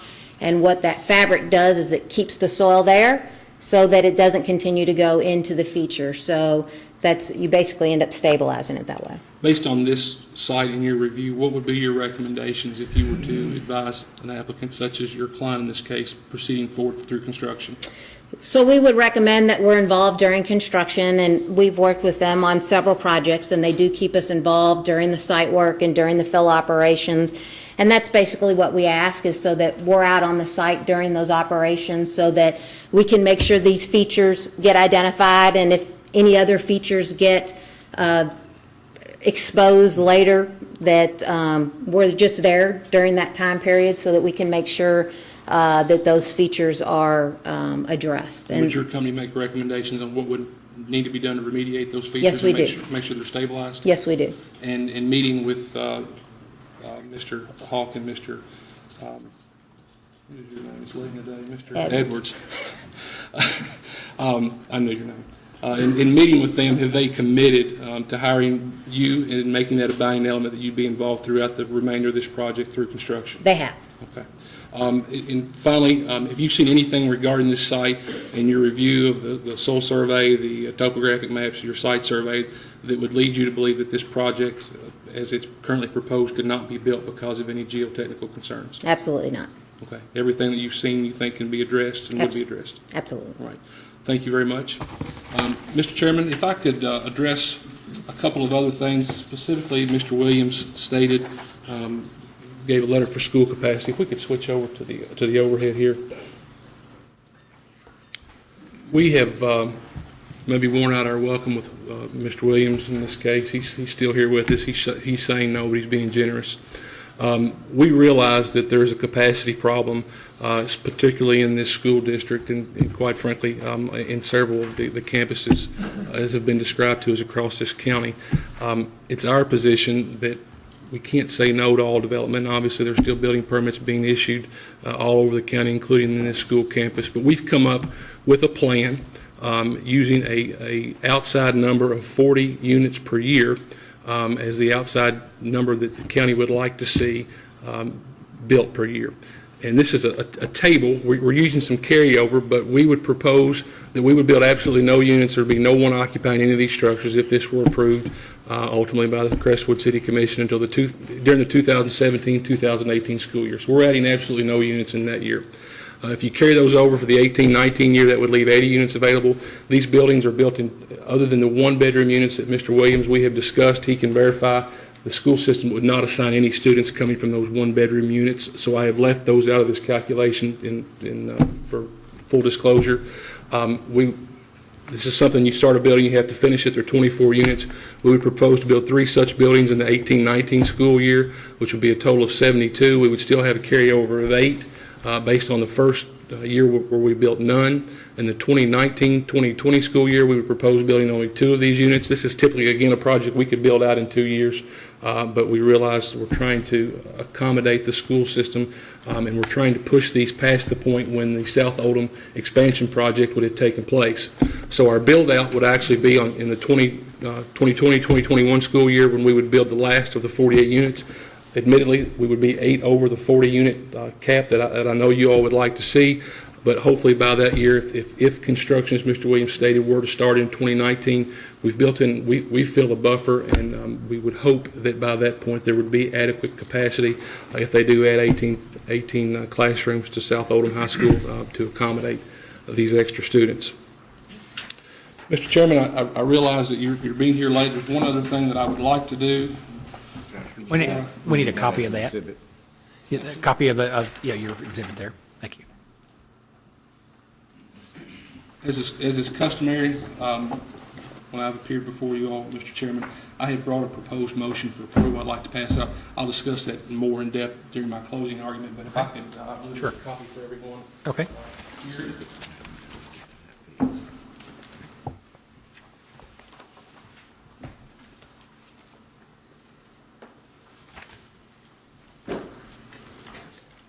Subject to rebuttal in our closing, obviously the applicant would rest at this time. Mr. Okay. Thank you. Thank you very much. All right. Is there anyone here that would like to speak in support of this application? Anyone would like to speak in support of? Okay. Seeing no one. Testimony and questioning by those opposing the application. If I could, let's get, well, I see Mr. Baxter standing up. Is there anyone else that plans on testifying or have questions? If they do, I would like to get you all to stand up and we'll get everybody sworn in at once, and that'll kind of give us an idea of how many. You got 50 minutes to make a presentation. So, Ms. Alvey, if you will go ahead and get them sworn in. Just raise your right hand. Do you solemnly swear to tell the truth, the whole truth, and nothing but the truth? I do. Okay. Mr. Baxter, I assume you're going first, sir?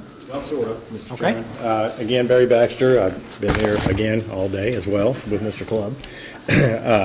I've been working while Mr. Clubb has been watching me work all day, I wouldn't know.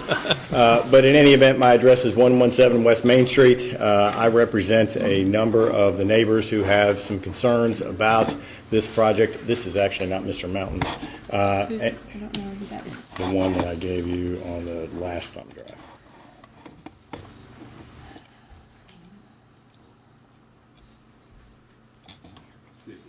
This one?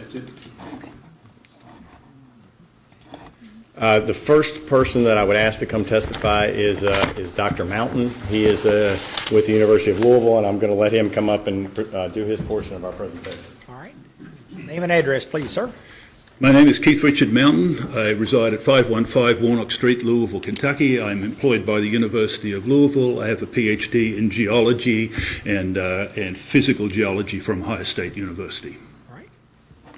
I've been asked to address a little bit of the geologic environments and the construction here. In a few minutes I can do this. My task is to give you an overview of what exactly karst terrain is and why it is that it could represent a problem for us. So maybe I can enlighten you on that. So my task here is that if you're going to build something, you've got to build it on something, and in this case, you're going to build it on the basic geology of the area. And I'd like to contain my discussions to that point. Get this right. Oops, screwed it up already. Easiest way is going to be run back. Oh, okay, I'm looking at the wrong thing. So you're going to go up. Yep. Now I got something else going on, Amy. What's this going on here? Back. Here we go. Yeah, so I have a sequence of slides up here that I think illustrate exactly what karst is, and that's what we're dealing with. We've heard the term karst. The question is, what is it, and why is it a geotechnical problem? What are the issues attached to it? And so I've stolen a few diagrams out of some basic text. And the thing about geology and the thing about karst geology is not what you see on the surface, it's what you don't see. That's the problem. And so you can infer certain things from the surface, but that does not give you a full indication of what's going on underneath. So in effect, if you look at a figure such as this, we can look at the top areas on what you see in this block diagram is events that occur below that surface. The surface seems all very nice and natural and observable and describable, but what is not describable there is the events that take place. We have sinkholes, we have solution diagrams, we have transfer of water through the fractures in these rocks, we have continual solution in this bedrock material, and so it leads to all sorts of environmental issues attached to that. And so I've, sorry about this. Just click on the mouse. Click on the mouse and go here. Okay, all right, as long as I run down. So I've just got a couple simple diagrams here. The diagram on the left is more what you might find in a general textbook. The greater reality of the text is the one on the right. In which case, you're seeing strata. All Kentucky, for the most part, is sedimentary material. That is, it's got strata, and in that strata, there are, in fact, fractures and normal divisions through which water can flow. And that karst is, in effect, a condition of water flow. The one on the right, however, is equally instructive. It is important to note that what you see on the surface is not what you see underneath, but notice the size of those caverns underneath. Just because you see a sinkhole of a given size on the surface does not mean it retains that size as it goes into the substrate. It's a solution feature, and it is continuing. And if you don't, there's no way that you can really cap this because you don't know what's underneath. If you doubt that, then give the Corvette factory a call down here in Bowling Green. That was clearly a process that occurred underneath the surface. And that's the characteristics. So in fact, in the second diagram, what you see there is sort of a highly fractured, unpredictable environment through which water can flow. And so we can describe these features on the surface So, and that's what it might look like on the surface. It's not a local image, but it looks all very placid. You see lakes, or you might not see them if the water drains through them, but it looks rather benign, but that relies underneath it.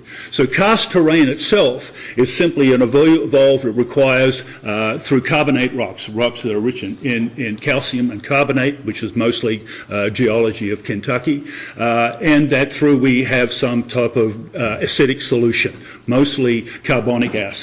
So there are several governing factors that need to be addressed in the evolution of karst. One, you've got to have the right geologic type. We have a lot of that. We have a lot of limestone, we have a lot of dolomite, we have a lot of rocks that are susceptible to acidic solution. Possible geologic openings, fractures, joints, that's where these sinkholes come from. That's where it all starts.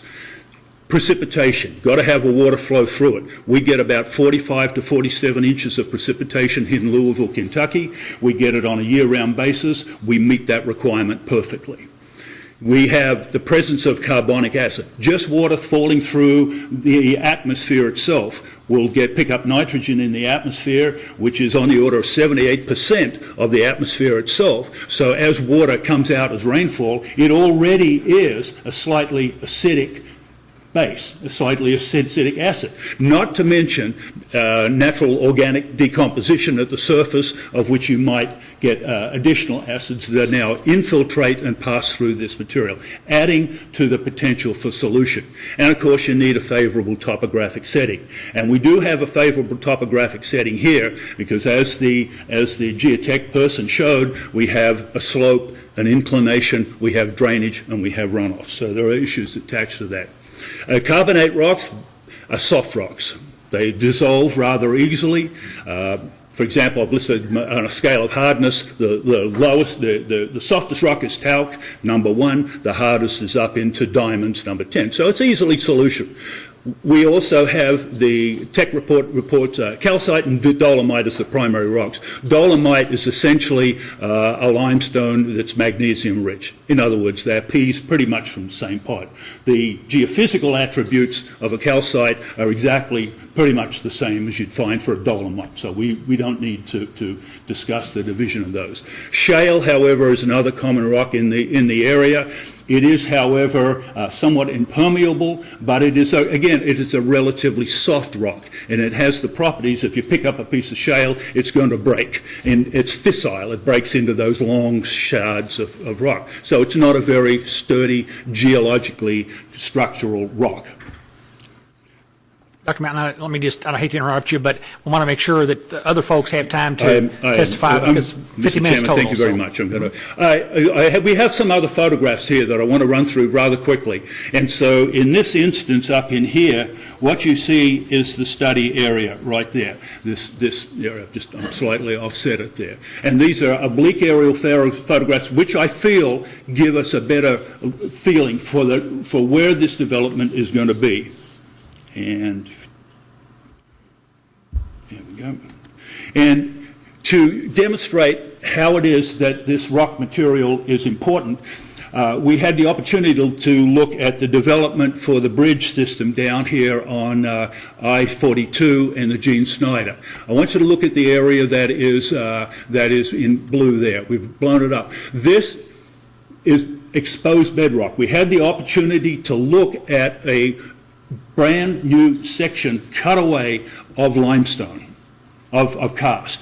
And you can see all of these little features here. All of these are developed below the soil, below the substrate.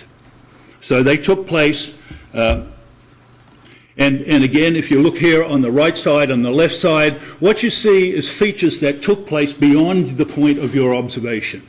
And you can see water flowing through. You can see that this is a very geologically active environment.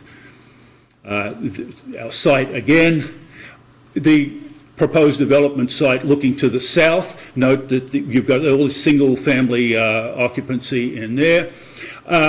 Exactly what is 11 acres?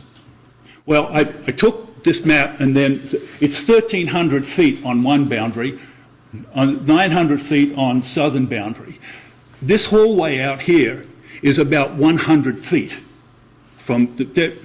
so we got 13 of those. So all of this development is going to take place in this. You got swimming pools, you got aquatic centres, you've got codes for 300 cars, etc., etc. That's the point there. I want to look here at the drainage. You've got a 50-foot drop from the top of this development and you can see through here all of these little drainage features. Sinkhole here, ephemeral stream here. The flow of water is going to be in this direction. And so this is not only topographically, but notice that you've got these undulations. So when you're talking about how you're going to fill these things and how you're going to move with them, so you've got these potential problems, and this could continue here. You're going to have the increase in drainage. You've got to fill in these depressions. You're going to have groundwater flow and groundwater degradation occurs. You're going to have the poor predictability for structural loading for this building on this base that you don't really know anything about. So I'm just going to leave that there, but the point is that I think we need considerably more detail in the geology of this than we have. And just as a last, was mentioned that this is the Oldham Oaks. There's 216 apartments on this. This is a much simpler environment on which to build. This is the drainage. The topography is relatively uniform. The geologic structure is relatively uniform. But on the site for this proposed development, with the slope and our unknown elements in that topography itself, it is not equivalent to say that this type of building in this compressed area is going to provide the same engineering attributes as these other buildings. Thank you very much. Thank you, sir. Next, Mr. Chairman, I would ask Greg Stevens to come forward. He's done a natural resource assessment that I would like to file in the record in this case. He's going to testify about it. Okay. Hello. Name and address and give your qualifications. I'm Greg Stevens, and I live at 423 E-Line in Louisville, Kentucky. And I'm a natural resource professional, and that is that I advise people on how to manage their natural resources in order to achieve whatever their ownership objectives might be. And that could be anything from a butterfly garden, a development, or a 12-point buck. Whatever you want off that land that involves the natural resources, I can give you advice on how to get there. So anyway, when you're looking at natural resources, you start at the bottom and you work your way up. You look at the geology, you look at the soils, you look at the plants, you look at the animals, and you look at the water. So in this case, I've done that. Now, I'm not going to get into a whole lot of the geology talk because we just heard a talk here about geology. We heard a talk there about the geology. But I am going to make this point about the geology. This karst geology, and in case you've probably heard karst all over the place, but what that means is there's a bunch of caves underneath this property that are conducting water.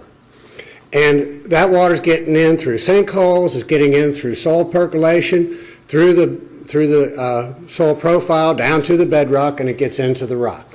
That is a groundwater source. The sinkholes for surface water and the infiltration of the soils. Now, you can take, if there is a sinkhole that is defined, as Samantha mentioned, there are cracks in the rock. You can put rocks over top of them, you can put geotextile over top of them, and you can stabilize that hole. But in the matter of trying to maintain your groundwater, there needs to be a surface inlet to simulate what is there currently, where the surface water is entering these sinkholes. So I would suggest that would be another component of your sinkhole remediation design, is the inclusion of some kind of a surface inlet for these karst areas that are currently have surface inlets. And as I mentioned, these karst units, limestone, are water conservation mechanisms. You can get the water and you can store it. Now it's going to move through the environment, in these caves, and then it's going to show up on the surface somewhere.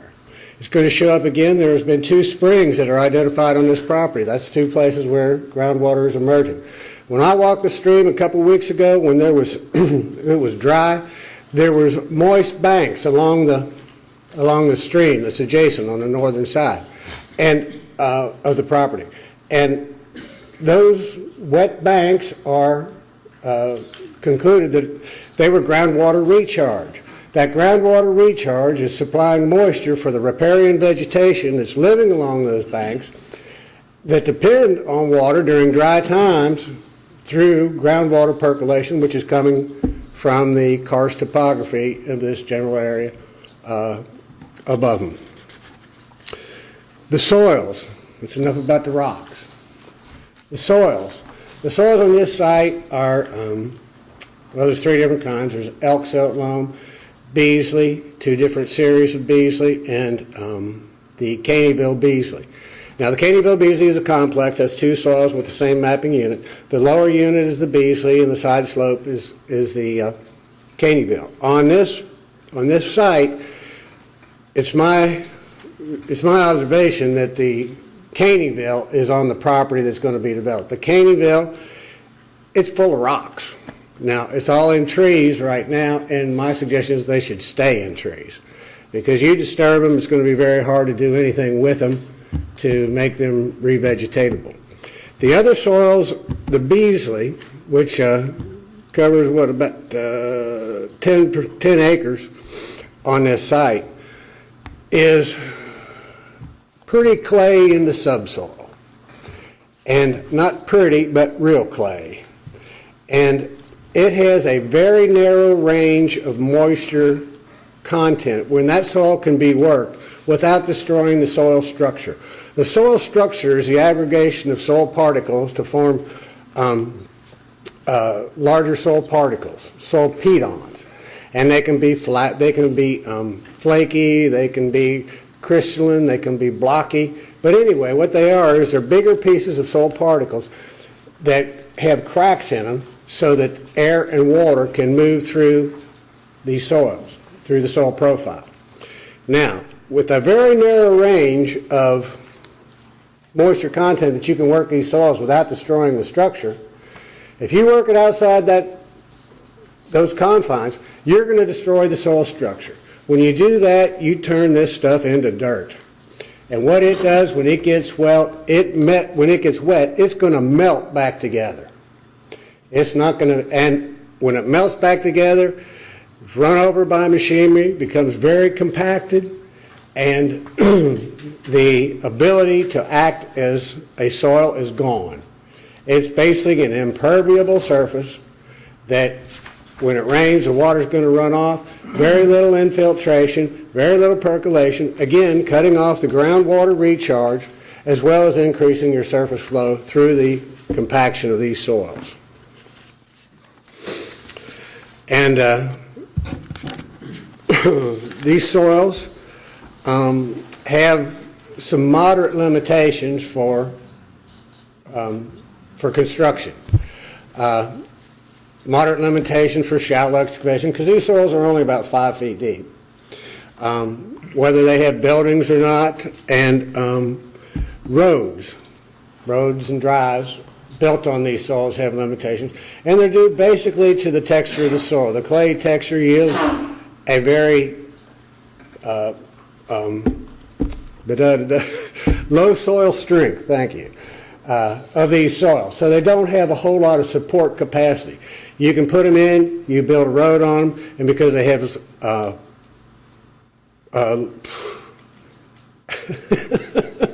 low soil strength, they give a lot. So you get cracks in the pavement, you get breaks in the pavement.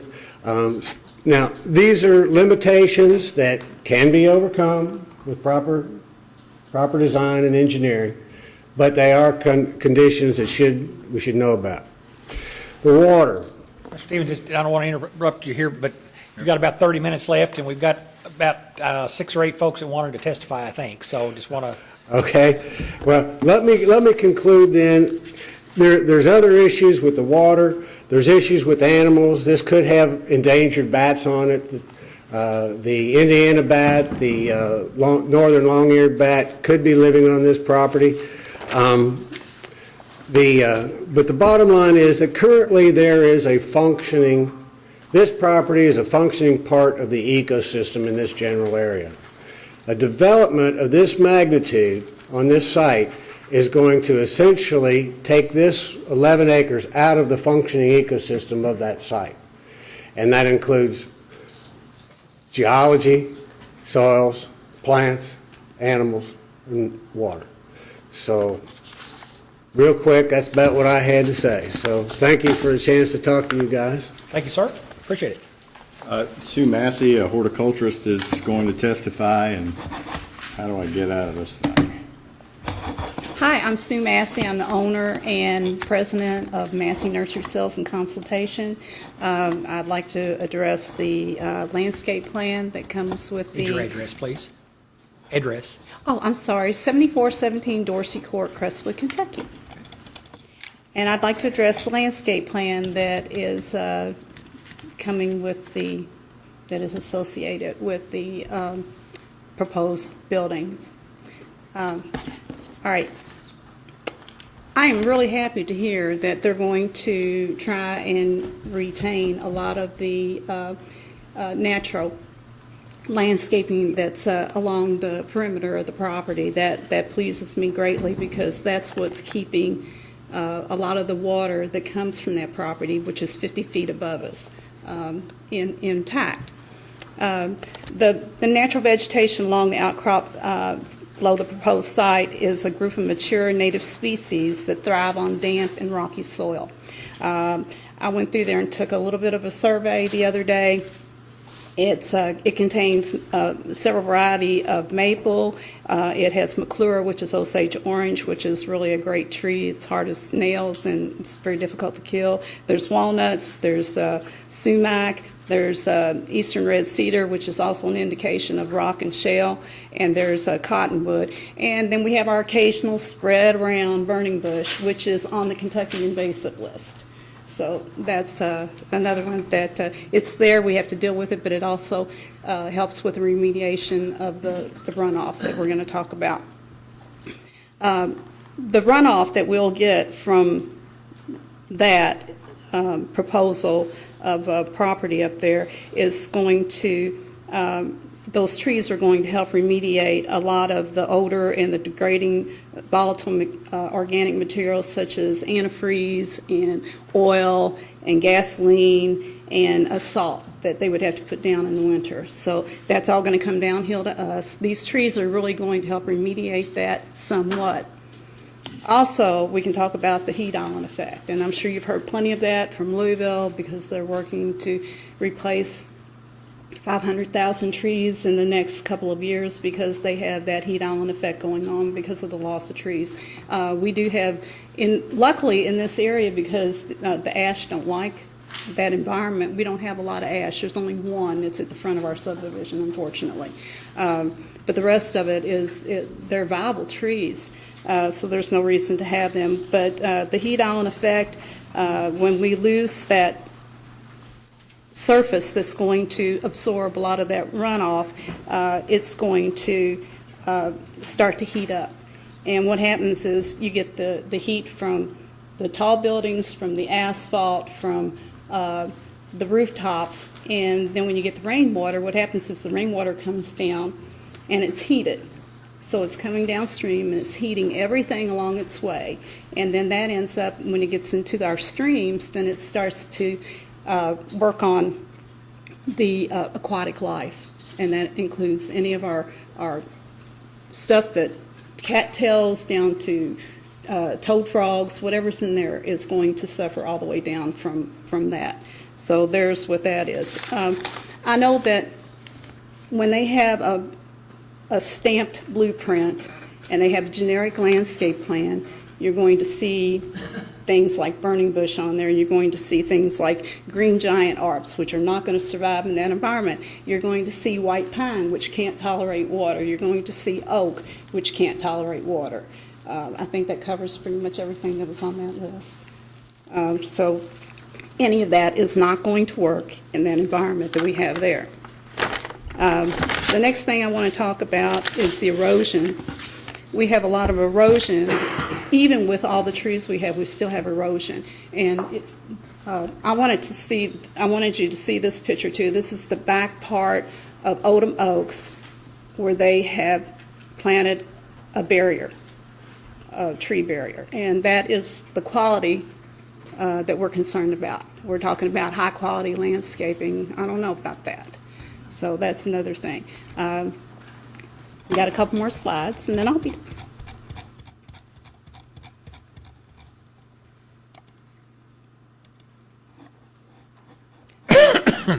The center picture, I don't know if you can see it, is from our view, from our subdivision view, up into the proposed lot. You can see where the trees are, the roots are exposed. However, these trees are viable enough and the roots are strong enough that they're holding the rock impediment in place, and they're keeping all that uphill, thank goodness. The photo on the right is the natural tree berm, which is part of the Oldham County Comprehensive Plan, and our master plan is to retain this type of plant material that's in the berms. The interesting thing is the picture on the left. Now, I couldn't go on the property, but I'm looking at that tree, and that tree is a sugar maple. It's 80 foot tall, at least. It's 50 foot wide, at least. And quite possibly, it could be a champion tree for Brownsboro. It could be a landmark tree for Brownsboro and Oldham County. Trees like that are over 100 years old. That particular tree variety can live to be 400 years old. And I would like, unfortunately, I don't have enough, we didn't have enough time to do any history research on that tree. But that tree could be a landmark for Oldham County and Brownsboro. And it would be a shame because it's right dead in the middle of the development. It would be a shame to take that tree out. And that's what I have to say. Thank you very much. Thank you. Mr. Baxter, let me interrupt you just a second here, and we'll stop the timer. Mr. Williams has got to leave to pick up some children here in about 5 minutes, so I'd like to bring him back up and if the applicant has any questions for him, or if the commission has any questions as it relates to the school capacity, I'd like to go ahead and get those asked so that he can leave and get his children picked up. So if you'll indulge me, Mr. Baxter, we'll do that, and then we'll get back into question. You said the applicant. Well, absolutely, sure. You will also have an opportunity, Mr. Baxter, to question him. So, Mr. Williams, is there any question? Let me ask the commission first. Joe, Mr. McWilliams. Mike, the alternative that Mr. Clubb presented. Yes, sir. How do you react to that? I had actually proposed, and I think I have it in here, and I looked at it just based on the number of units, not so much the, what's the word I'm looking for? I just went brain dead because I've been here all day. We're all brain dead. Thank you. No, number of bedrooms. Looking at it truly at the 40-40, you know, if it were broken out, it would actually be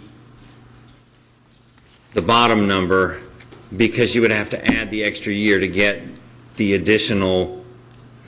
If you looked at it, if they were to get 40 for this year for 17-18, and they didn't build any, they would carry that 40 over, which would put 80. Then they could build 2 buildings, which would be 48, because they're going to have to carry that down to the end. If you know what you see what I'm trying to say.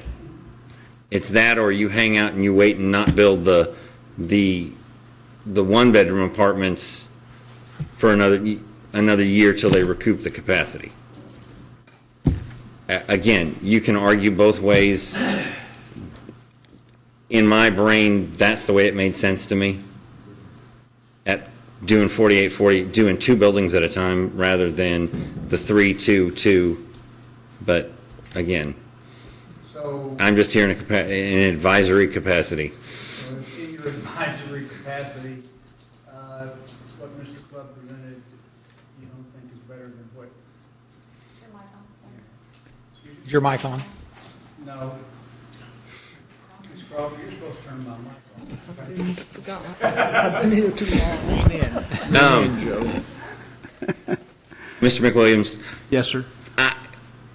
I think you take it one half dozen the other. It will carry out into the point that we have my understanding that we will have the BG1 by the time that summer starts.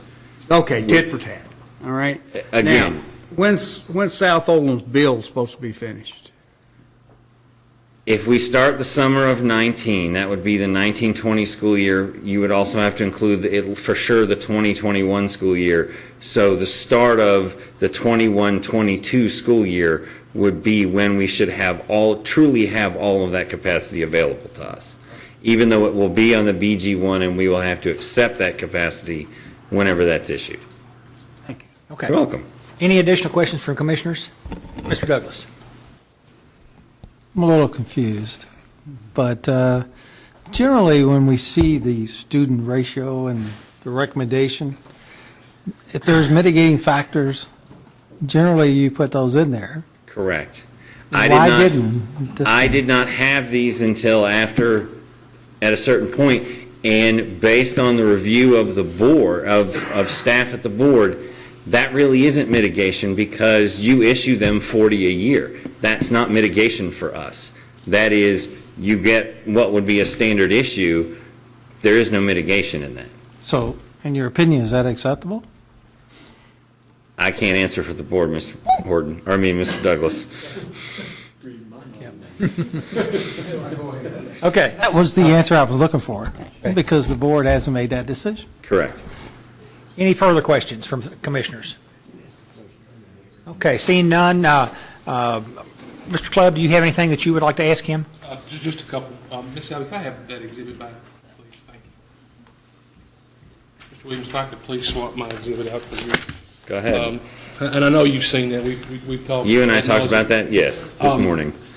The proposal that my client is making uses 40 as a number, and we've Correct. been led to believe through our discussions with you and staff that 40 is the standard number. Is the standard number that usually comes from planning and development, yes. And through our discussions, you have informed me, and we think you're absolutely correct, that the one-bedroom units would not be expected to generate any new students. Correct. For numerous reasons. There's not space for them, number one. Correct.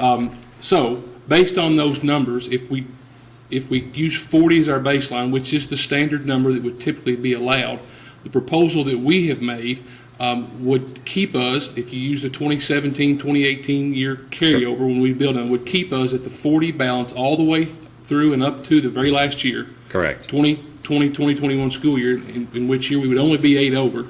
Correct. And Is your one-bedroom apartments? Well, no, I've excluded those from my calculations. Okay.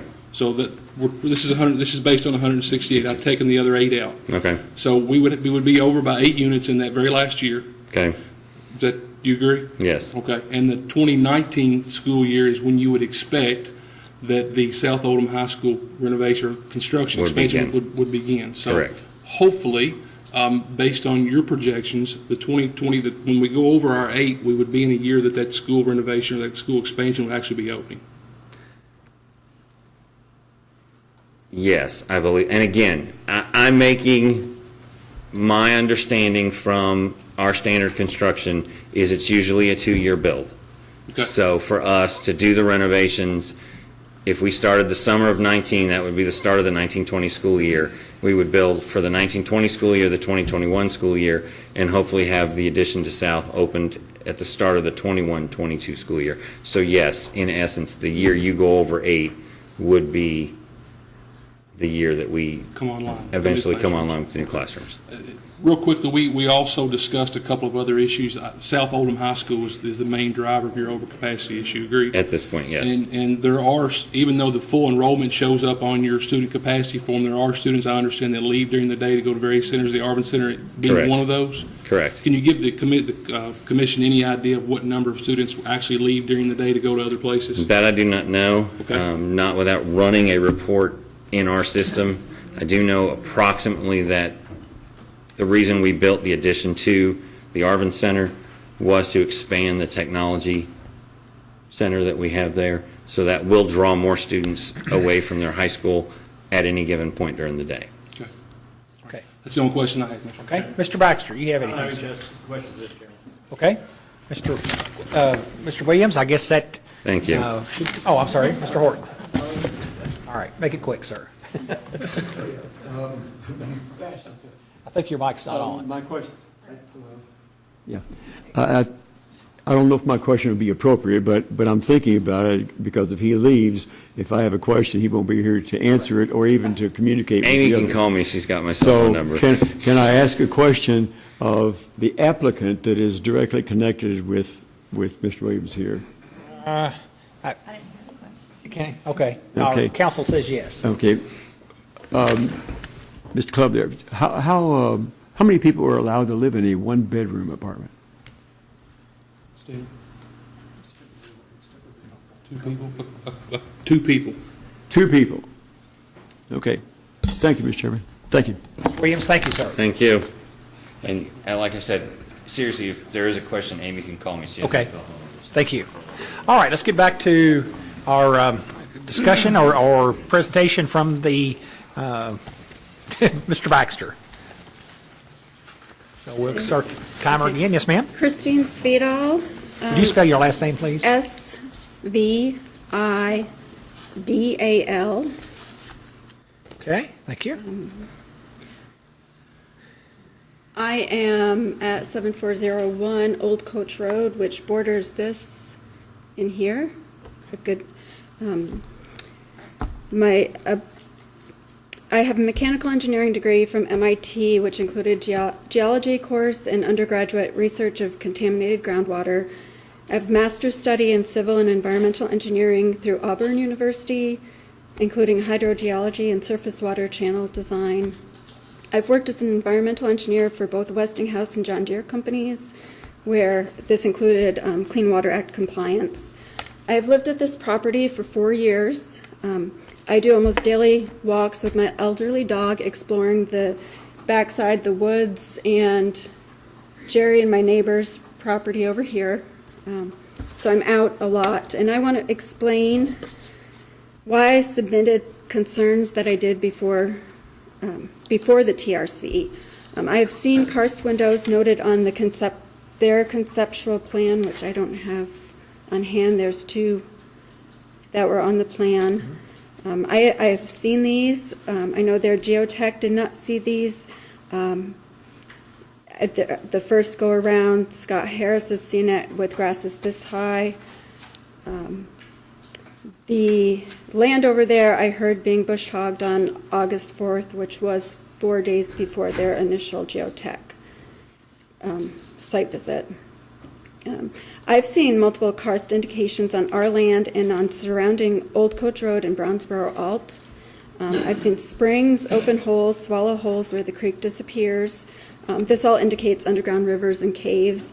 I've seen this up and down here, around our property, across their property, and then down Old Brownsboro Road.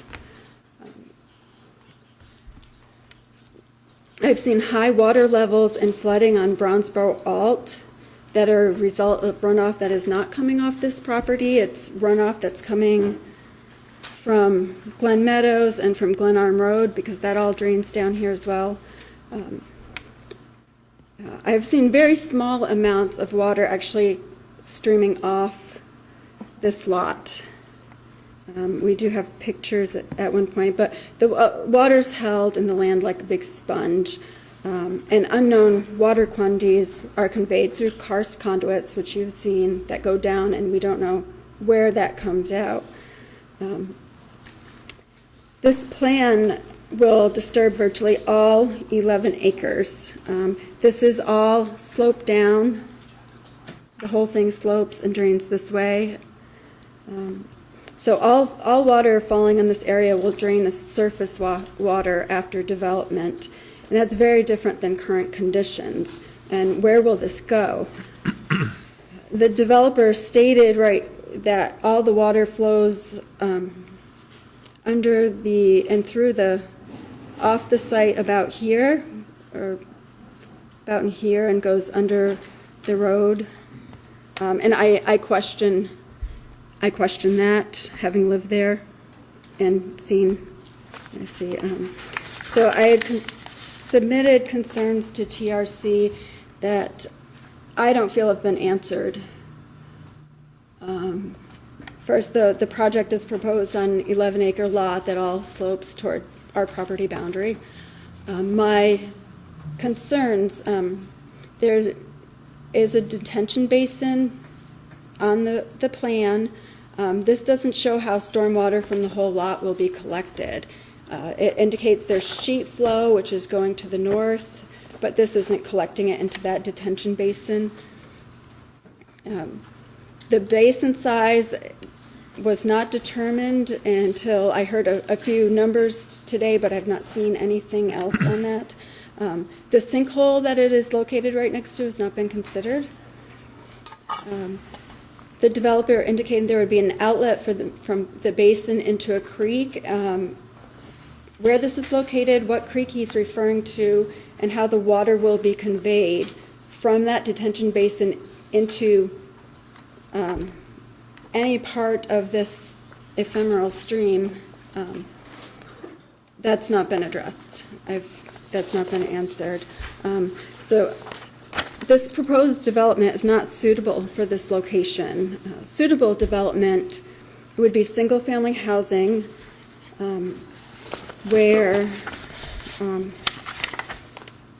that will follow the Oldham County Comprehensive Plan guidelines of following for karst terrain, of following the natural topography, retaining the natural topographic features, and in particular, terracing of steep slopes and hillsides and capping of sinkholes should be strongly discouraged due to the severe impact on the physical environment and potential future economic implications associated with erosion and slippage.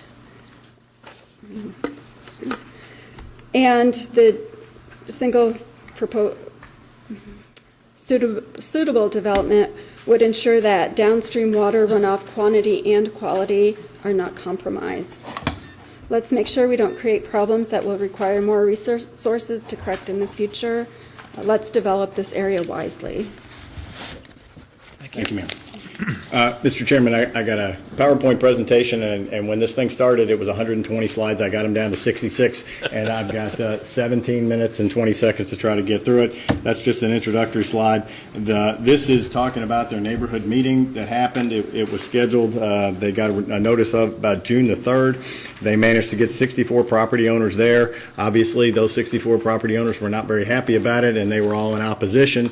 They have procured a very lengthy petition. There's 130 residents, 132 residents of 100 homes that have signed that petition in opposition of this development plan and the zone change. These is a summary of what came out of that neighborhood meeting. The summary is on the left-hand side.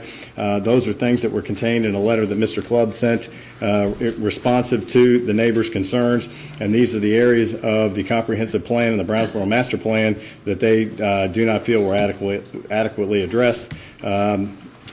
So they tried to get some experts to be able to go out and take a look at this piece of property, and they were told in no uncertain terms by the property owner that they could not get on the property. So the observations that have come from Dr. Mountain and from Greg Stevens are all observations either based upon aerial photographs or from them walking the perimeter of the property because they were not able to specifically access the property. These are things that they went back and looked at the technical review, and they comments that were addressed in the technical review, and these are things that in their opinion have not been adequately addressed. Concerns obviously raised by Mr. Harris that were raised again today show up in the technical review, and the up arrows are things that were adequately addressed, the down arrows are things that were not, and that goes on to this page. The school board has indicated they were over capacity. They're going to have to do upgrades with MSD. There were some concerns by planning and development staff about location of buildings, about the designed, the detailed landscape plan. This shows some other properties that have been developed by this particular developer. It indicates, if you look, you're going to see that you're going to have 16 apartments per acre in this particular one, Shelby Oaks, which is a recent one that was completed. It was 10 apartments per acre. I believe that it was about 11 apartments per acre on the Oldham Oaks. This is much more dense than those on a smaller tract of land.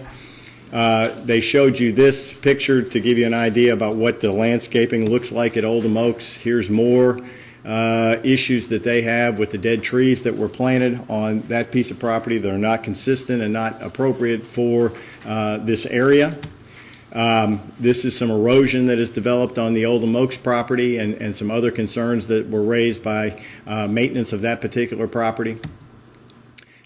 This is an indication that the Oldham Oaks apartment was, and they looked at all of these complaints prior to the transfer of this property to a third party. These were complaints that on the Better Business Bureau's website that would indicate there were a number of complaints and that some of those complaints were not even responded to by the owner of the property. Mr. Edwards advised them at the neighborhood meeting that they normally keep these properties. The Oldham Oaks property has been transferred to a third party at this point, an LLC out of the state of Pennsylvania. And the Oldham Oaks LLC that Mr. Edwards was a party to was dissolved, I believe, in June of this year. They begin to try to raise for you some grounds where you can reject this. And so they went and looked at the comprehensive plan. And when they did that, they looked at the objectives that are showing up. For example, a land use objective. Their concern is that this proposed development is not consistent with the surrounding properties. You've got R2 properties, CO1 properties that border this property, single-family residential on two sides of this. There's vacant land, I think, on the third side, and obviously you've got the road and what's across the road on the fourth side, but they don't believe that this meets with that objective of the comprehensive plan. This is another issue, and they've talked extensively. I won't belabor this. We've talked about the karst geology, that these are areas of environmental concern that are not being adequately addressed. They go on to talk about what it says in your comprehensive plan, and I didn't write the comprehensive plan. I only quote it.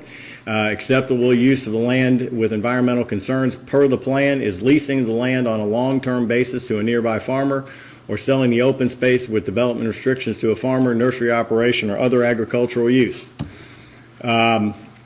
This is another land use that you're supposed to try to develop in areas where you've got existing infrastructure. My clients contend that there is a lack of infrastructure in this area, and that they're going to be required to build infrastructure in order to make use of this property. This is another land use where we talk about trying to preserve Oldham County's rural character, and they don't believe that this apartment complex with its three-story buildings is going to preserve that character. This is another one that they have a concern with, which has to do with connectivity. It's not a mixed-use development. It's three-story apartments are not compatible, and you've got property that adjoins it that's R2 and CO1. This is probably going to speak somewhat to the Brownsboro Master Plan. You're obligated to consider protecting the character of historic or culturally important structures and neighborhoods. And as you all are aware, the Brownsboro Master Plan undertook to do that when it was enacted, I believe, in 2008. I apologize if I have the date wrong. But this is part of a scenic corridor. There's some historic buildings in the area, and this is not part of that character of that particular part of the county. This objective talks about trying to have affordable housing opportunities with Oldham County.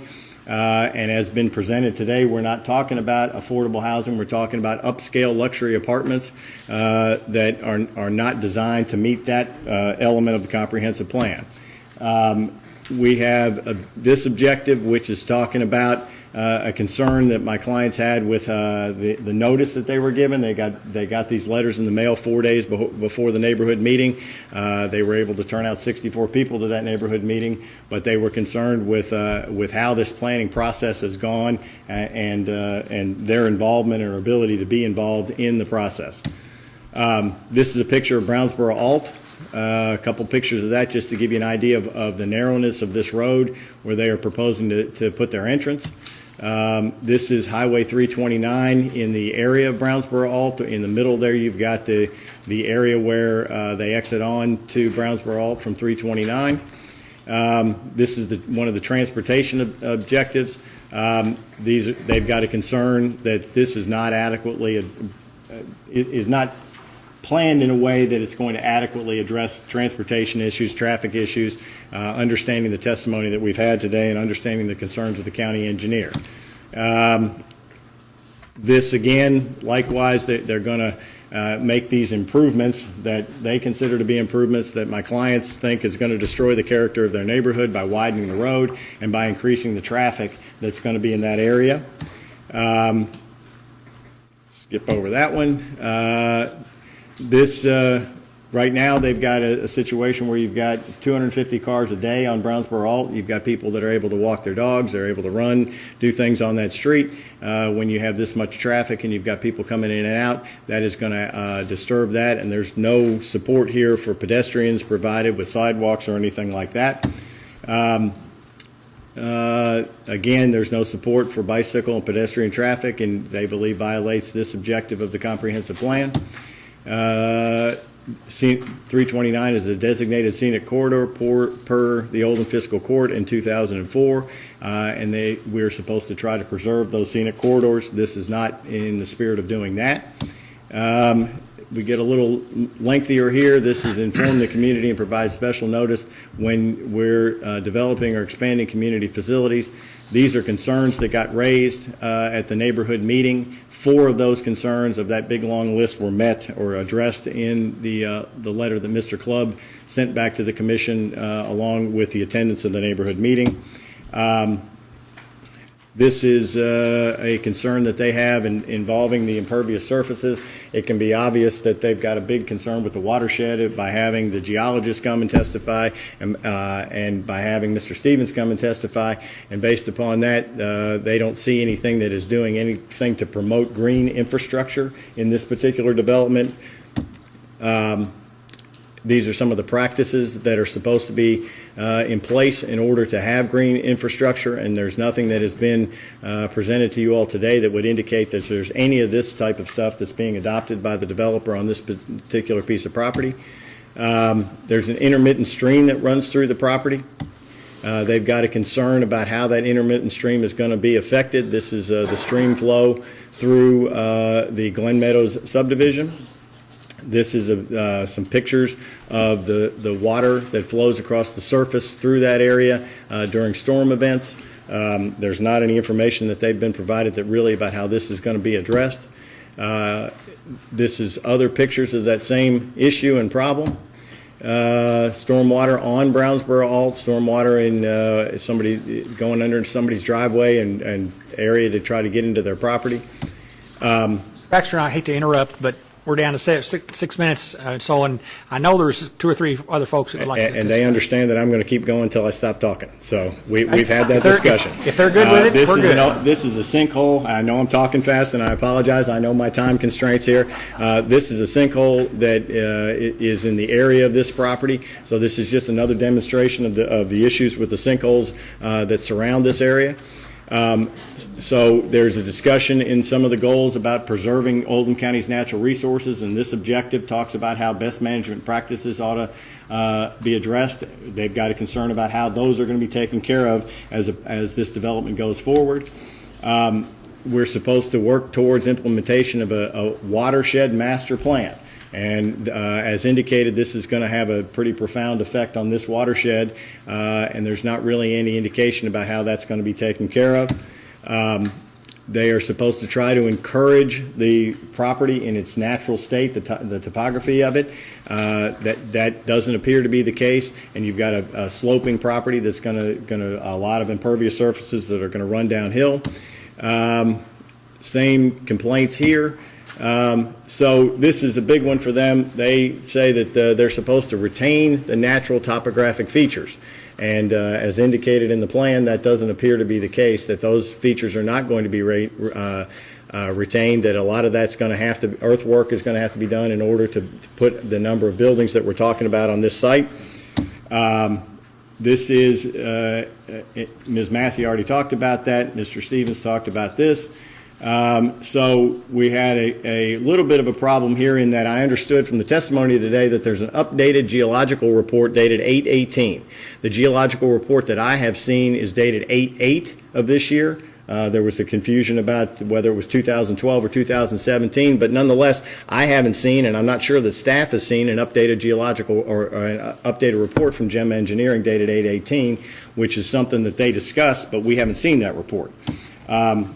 These are some photos from GEM's survey about the karst report, and my client's point here is that they've looked at properties that are off-site here in order to develop their report, including one of my client's properties. This is an indication of more groundwater problems. This is on 7401 Old Coach, which is an adjoining property. This is another objective that we don't feel like they've met. They're supposed to regulate the adverse impacts of residential, commercial, or industrial site lighting, and there's an observatory in the area, and we believe that observatory is going to be adversely impacted by this. This is more issues with that type of stuff. There's going to be noise, dust, et cetera, during construction, as well as there's some discussion that we don't really know what the landscape plan is going to be, but there is a current tree line that they want to make sure stays in full force and effect. I'm going to go to the end here, Mr. Chairman, and I want to give you their ultimate wish list, which these are their objections to the plan.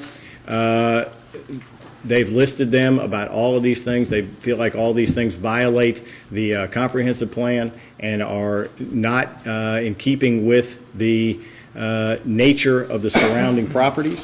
If, in fact, you all see fit to grant the zone change, and if you see fit to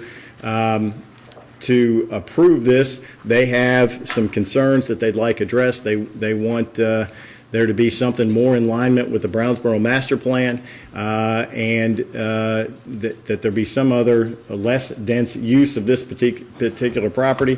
And if we can't get there, they got another one, which is that they would ask that they get some information about the stormwater issues, that we move the apartment entrance onto 329, perhaps consider a reduction in density, more about the landscaping buffer, the impervious surfaces, keep the tree line intact. They've gone through a list of things that they've got concerns about, construction hours and what have you. So we believe that the correct result is to deny the zone change and not approve the development plan, but we're willing to work towards this. I mean, knowing as you all work through the process, if you get to that, these are things they want you all to consider. So I'll step aside. If anybody else wants to say anything very quickly, you've got 2 minutes and 4 seconds. I'm going to talk real fast. I'm Bernadette Walter. I live at 4320 Glenarm Road, which is at the back of this property. Let's see, I can't even get to that. I'm just going to, several things. When we started this, there were a lot of things I didn't know. I've learned a whole lot in this. The things that I've learned are, this is karst. That means it's limestone. It means there are sinkholes. Sinkholes are hard to work with. If you have a farm, you know. You might fill that sinkhole. You might do everything just like they say you should. It's going to come back, and it may come back worse. And part of that I learned was that when you have a lot of impervious surfaces, you have fewer places where that water can go. When that water is going down a steep slope, when it's hitting that during the summertime when we have that hot weather, it's going to get warm, it's going to dissolve that, it's going to make that sinkhole get bigger, it's going to make it unstable. It also is going to bring pollution into the area because you've got asphalt, you've got oil, you've got antifreeze, you've got gas, you've got all of these other things that are going to end up in that. It's not going to have a chance to recharge, it's going to get nasty. And it's going to go into the Harrods Creek watershed, which is already precariously positioned, and then it's going to flow into the Ohio River, which is already precariously positioned. So we're going to take something that right now is a working environmental system. We have wildlife there, we have the potential, we have a habitat for Indiana bats, we have a habitat for northern long-eared bats. Don't know whether they're there or not because Tip said, no, we can't get on his property. I can see from my property a pond. That pond has always held water, even in the drought years. And that pond right now is going to have a basketball court on it because that's how they've made their plan. I think that an R2, where it is right now, and conservation, and maybe that front commercial, yeah, that's fine. If you move to an R4, Ms. you Walters, are destroying it. The time has Thank expired. you. So, thank you. All right, Commissioners, let's move into the questioning of the applicant and those opposing the application by the commission. Y'all have some questions, if you're not hoarse at this point. Yes, ma'am, Ms. Crosby. County Health, I didn't see anything in our report or anything from the Oldham County Health Department. They're on sewers. Yeah, they're on sewers. Okay. I Any bet other- if they'd have got a hold of that and saw that. they Any other would- questions, Ms. Crosby? That was it. Okay. I didn't realize that was sewers. Any other questions from the commission for both either the applicant or the opposition? Okay, I'm sorry. Yes, sir. Okay. Better think quick. Okay, go ahead. I have a question for the man in the red shirt that,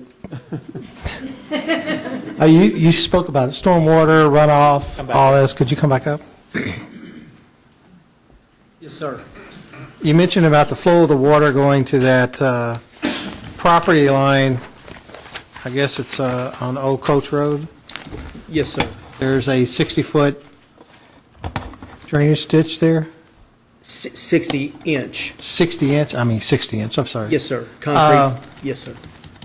We just saw photos that were presented by the opposition staff. I assume that's that 60-inch culvert? I'm not sure where those photos were taken, but there is. But you saw the stormwater flooding that was there, correct? Sure. How much more, and you said you did some preliminary? Sure. That's a lot of. No, I understand. And as I said during my portion of the presentation, our post-development discharge would be 60% of what now goes from our property to that property. So we would reduce the stormwater to that basin based on my calculations for a 100-year storm. And that's based on capturing in the detention basin area. Yes, and then releasing it to. Yes, sir. And how does that get released? We typically we have what I call an outlet control structure, which is a precast concrete structure. We would have a 6 or 8-inch orifice at the invert of the basin, and then you would come up and there would be a weir, or sometimes you can see them behind Kroger or whatever. There'd be cutouts in the concrete structure for more water to enter on different stages, and that's how we can control that water. Okay, thank you. Yes, sir. All right, any additional questions for either opposition or applicant? Okay, seeing none. Let's move into rebuttal evidence and cross-examination by the applicant. Mr. Clubb. Thank you, Mr. Chairman. Mr. Baxter said he cut that to 67 slides. I think he left a 1 off the front of that. I'll do my best to cover those 10 minutes. In 10 minutes. Thank you, Mr. Chairman. Let me start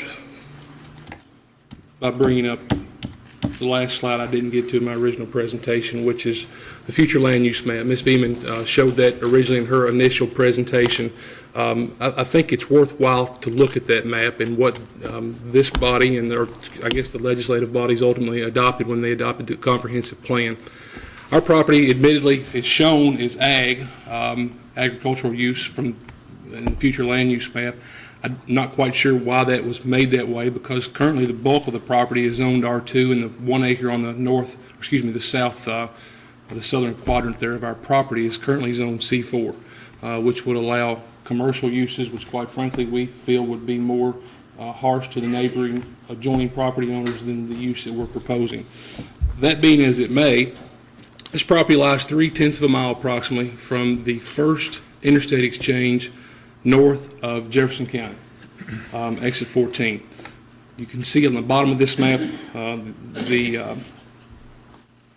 the ramps there on the northern boundary of I-71. We're talking about a 3/10 of a mile stretch from there to the tip of this property. You're also looking at commercial, currently zoned commercial in the future land use map. It's also shown as zoned commercial that's on the front of the property to the east. The property that actually is located to the west of Highway 329, which is shown by the shade or the lines that run diagonal, is actually in the future land use map, and current zoning primarily is currently industrial uses, both I-1 and I-2. There is already multifamily in the vicinity. This entire magenta, pink, purple, whatever color you want to call that, that's actually shown there in the top left-hand corner of that drawing is currently existing multifamily residential. You're talking a matter of a few hundred feet from this property. We have R4 zoning that currently exists. Additionally, you have commercial zoning just to the north. If you look at that, the only R2 actually on that map, this particular frame that I have, are the neighbors that are here today, are expressing their concerns, and I'm certainly not saying that that's their fault, but when you look at this map, when you take into consideration that we're 0.3 of 1 mile off the Interstate I-71, which is the first exit out of Jefferson County, I think it's unreasonable to expect that this land would stay agricultural in the long term. The only evidence that this body has heard today regarding the karst topography and the remediation of those issues is from our expert. Dr. Mountain, Mr. Stevens both presented a very good education about what the site could be like, what could be the concerns, and what could be the remediation efforts. Ms. Chardon is the only person who's presented any testimony before this body today, the only person that's actually done an on-site survey of this particular property that has told you she has reviewed it. That's her job. She's a professional with Gem Engineering. There are absolutely no features on this site that she say cannot be addressed and are quite frankly not different than the surrounding property owners.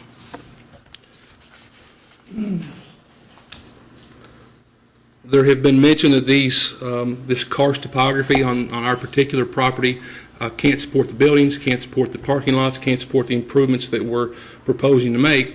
I would point out, however, that would be that our property adjoins not only 329, which is a very heavily traveled roadway, but also Old Brownsboro Road and Old Coach Road, where there appear to be no problems. Additionally, the landowners who are here today live on a subdivision that adjoins the property that we're proposing to build our apartment complex on.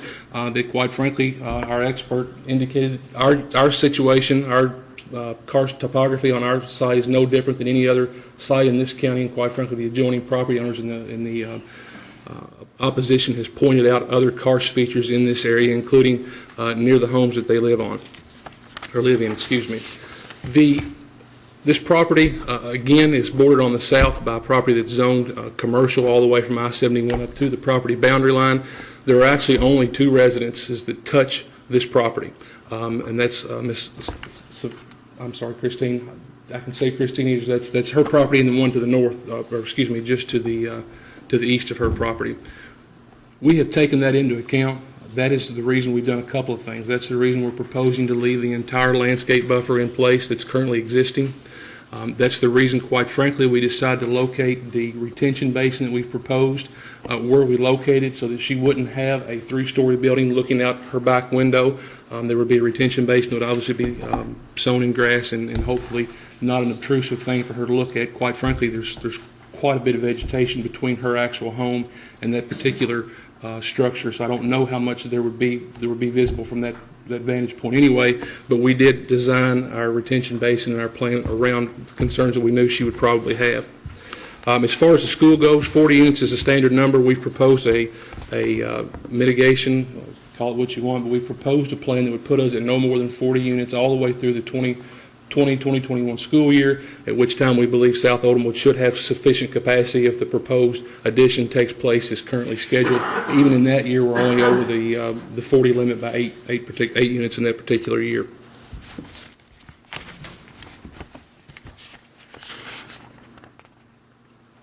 We've heard complaints about traffic. As per the ordinance, we were required to hire our own traffic engineer, Ms. Zimmerman. She did a traffic study here. We have submitted that for review of the county's own traffic engineer, who my client paid to review that traffic study. They both agree. That's who we hired for traffic. Ms. Wallace, who you guys hired for traffic. I can only operate under the assumption that you all are to take her advice. She and Ms. Zimmerman communicated back and forth about what the concerns were. We addressed those. Both of them actually agreed that there were no highway improvements that were even necessary given the traffic counts. Sure, 1,190 daily trips is a bigger number than 250, but we're 0.3 of a mile from the interstate exchange. Despite the fact that both traffic engineers agreed no improvements were needed, my client has agreed. We listened to the concerns of the neighbors at the neighborhood meeting that the angle there wasn't correct, that They were concerned about traffic backing up. We've agreed to spend a considerable amount of money to add both a left and right-hand turn lane, to widen that particular intersection out to 3 lanes, to realign the highway from an 18-degree skew to a 90-degree skew, so that when you pull up to that stop bar that we will be paying for and installing, you can look to the right and look to the left and see any traffic that's coming for a distance of 600 feet. Additionally, by moving that entrance to the south just a little bit onto our property and dedicating that right of way, we're actually lining up Old Brownsboro Road with the proposed Apple Patch parking ride, which is to be constructed, I understand, in the very near future, so that anybody that wants to leave either the current residential development or the development that we're proposing can drive straight across 329. They won't have to make an odd turn left or right and then navigate into the parking ride. We've aligned that so that it's a straight across. I don't think there can be any question that the improvements that we are proposing will make this intersection safer than it is today. Stormwater, landscaping plans. I asked Will to get together some preliminary calculations for stormwater. You've heard what we proposed to plan for landscaping. Those are items that we will address down the road, both through the Planning Commission staff as well as Mr. Harris, the county engineer. Those plans are all going to have to be submitted. We've done the preliminary calculations for the stormwater. I know that's the biggest issue for everybody, and we understand that. The preliminary calculations show that we have sufficient area to detain the water that's running off, and we can reduce the 100-year storm event by 60%, which can have nothing but a beneficial effect to the flooding problems that the opposition has raised today. Based on those efforts and the other testimony that you've heard, we believe, and I'll go over with you in my closing, my proposed motion, why we do believe that the plan we're submitting does comply with the comprehensive plan. I've already given you a proposed motion. We'll go over that in just a minute. But we do believe that this proposed development does meet with the comprehensive plan goals and objectives, and we're going to be asking you to approve that very shortly. And, Mr. Chairman, at this time, I'll yield the rest of my time and turn it back over to the opposition. Okay, thank you. All right, rebuttal evidence and cross-examination by the opposition. Mr. Baxter. Judge, Ms. Walter would like to make a little bit more of a statement, and I've got some other things to say. Just a real quick, it was mentioned by Mr. Clubb that there have been no problems with the karst and with the sinkholes, and that really isn't something we need to worry about. Both Old Brownsboro Road, Brownsboro Alt, and 329 do have problems where if you've ever driven on them, you can see sometimes that road will collapse in places. People who've lived in the area know that there are times when you've got something that's going to break down there. So yes, we do know, and when Dr. Mountain and Mr. Stevens spoke, not only did they educate you, but they also indicated, as did the engineer, that there are a number of sinkholes. At this point, I'm guessing, because I haven't seen her new report, there are at least 10 that they've identified on the surface. Dr. Mountain noted to you that you don't know what's underneath it and what can be the problems underneath it. And you've got 11 acres, and you've got 176 buildings, and you've got a bunch of garages, and you've got parking spaces. And all of that is something that when they rebut and say, it's not a problem, it is a problem. I'd just like to reiterate that simple statement that, in effect, we have 8 these recognized sinkhole features. We have springs on it on 11 acres. That tells definitively that this is a very hydrologically active small portion of land. And there is no reason to suspect that there are not sinkholes, pipes deeper below that. They are far more likely to be there than they are not. It is as simple as that. Thank you, Dr. Mountain. And Mr. Chairman, there's no question that Dr. Mountain's opinion is based upon an observation from the edge of the property, and Mr. Clubb pointed out that the only experts that have been on the property are their experts. That's because we weren't allowed to put our experts on the property. So they are forced to somewhat speculate based upon what it is, the condition of the property, from taking a look at it, from looking at aerials, and they are relying upon the report of GEM Engineering in order to make the assessment that they've made. And again, we've got a report apparently that was dated 8/18 that I have not seen, and as I understand it, staff has not yet seen. So I don't know what's in that report. I don't know what my experts' comments would be about the updated report. There are actually 3 parcels that adjoin this particular piece of property, and Mr. Clubb has pointed out that this use and this use are compatible with the use that they're proposing for this particular piece of property.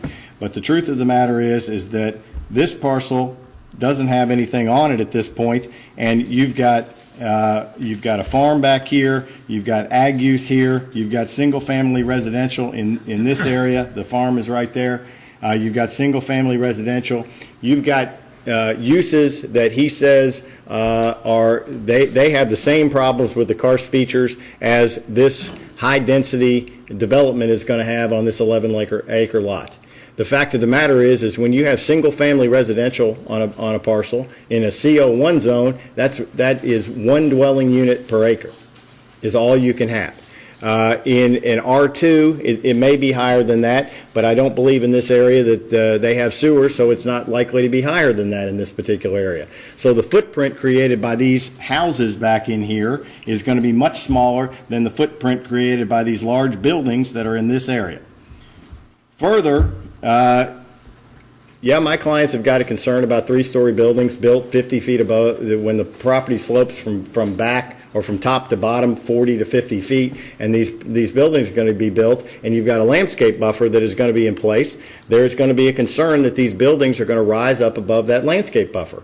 It doesn't make any difference. It's one thing if you've got flat ground and you're putting a 2.5, 3-story building on flat ground that has an elevation of 36 feet. If you've got a building that's got a 36-foot elevation that is 30 feet above, based upon the fact that this property slopes 40 feet, and it's 30 feet above, you're talking about 60-plus feet of elevation for that particular building, and you've got a landscape buffer in between that is supposed to address blocking these buildings from the view of my clients in actually an area of Oldham County that's governed by the Brownsboro Master Plan that tries to prohibit this type of construction and that is not harmonious with the surrounding areas of Brownsboro.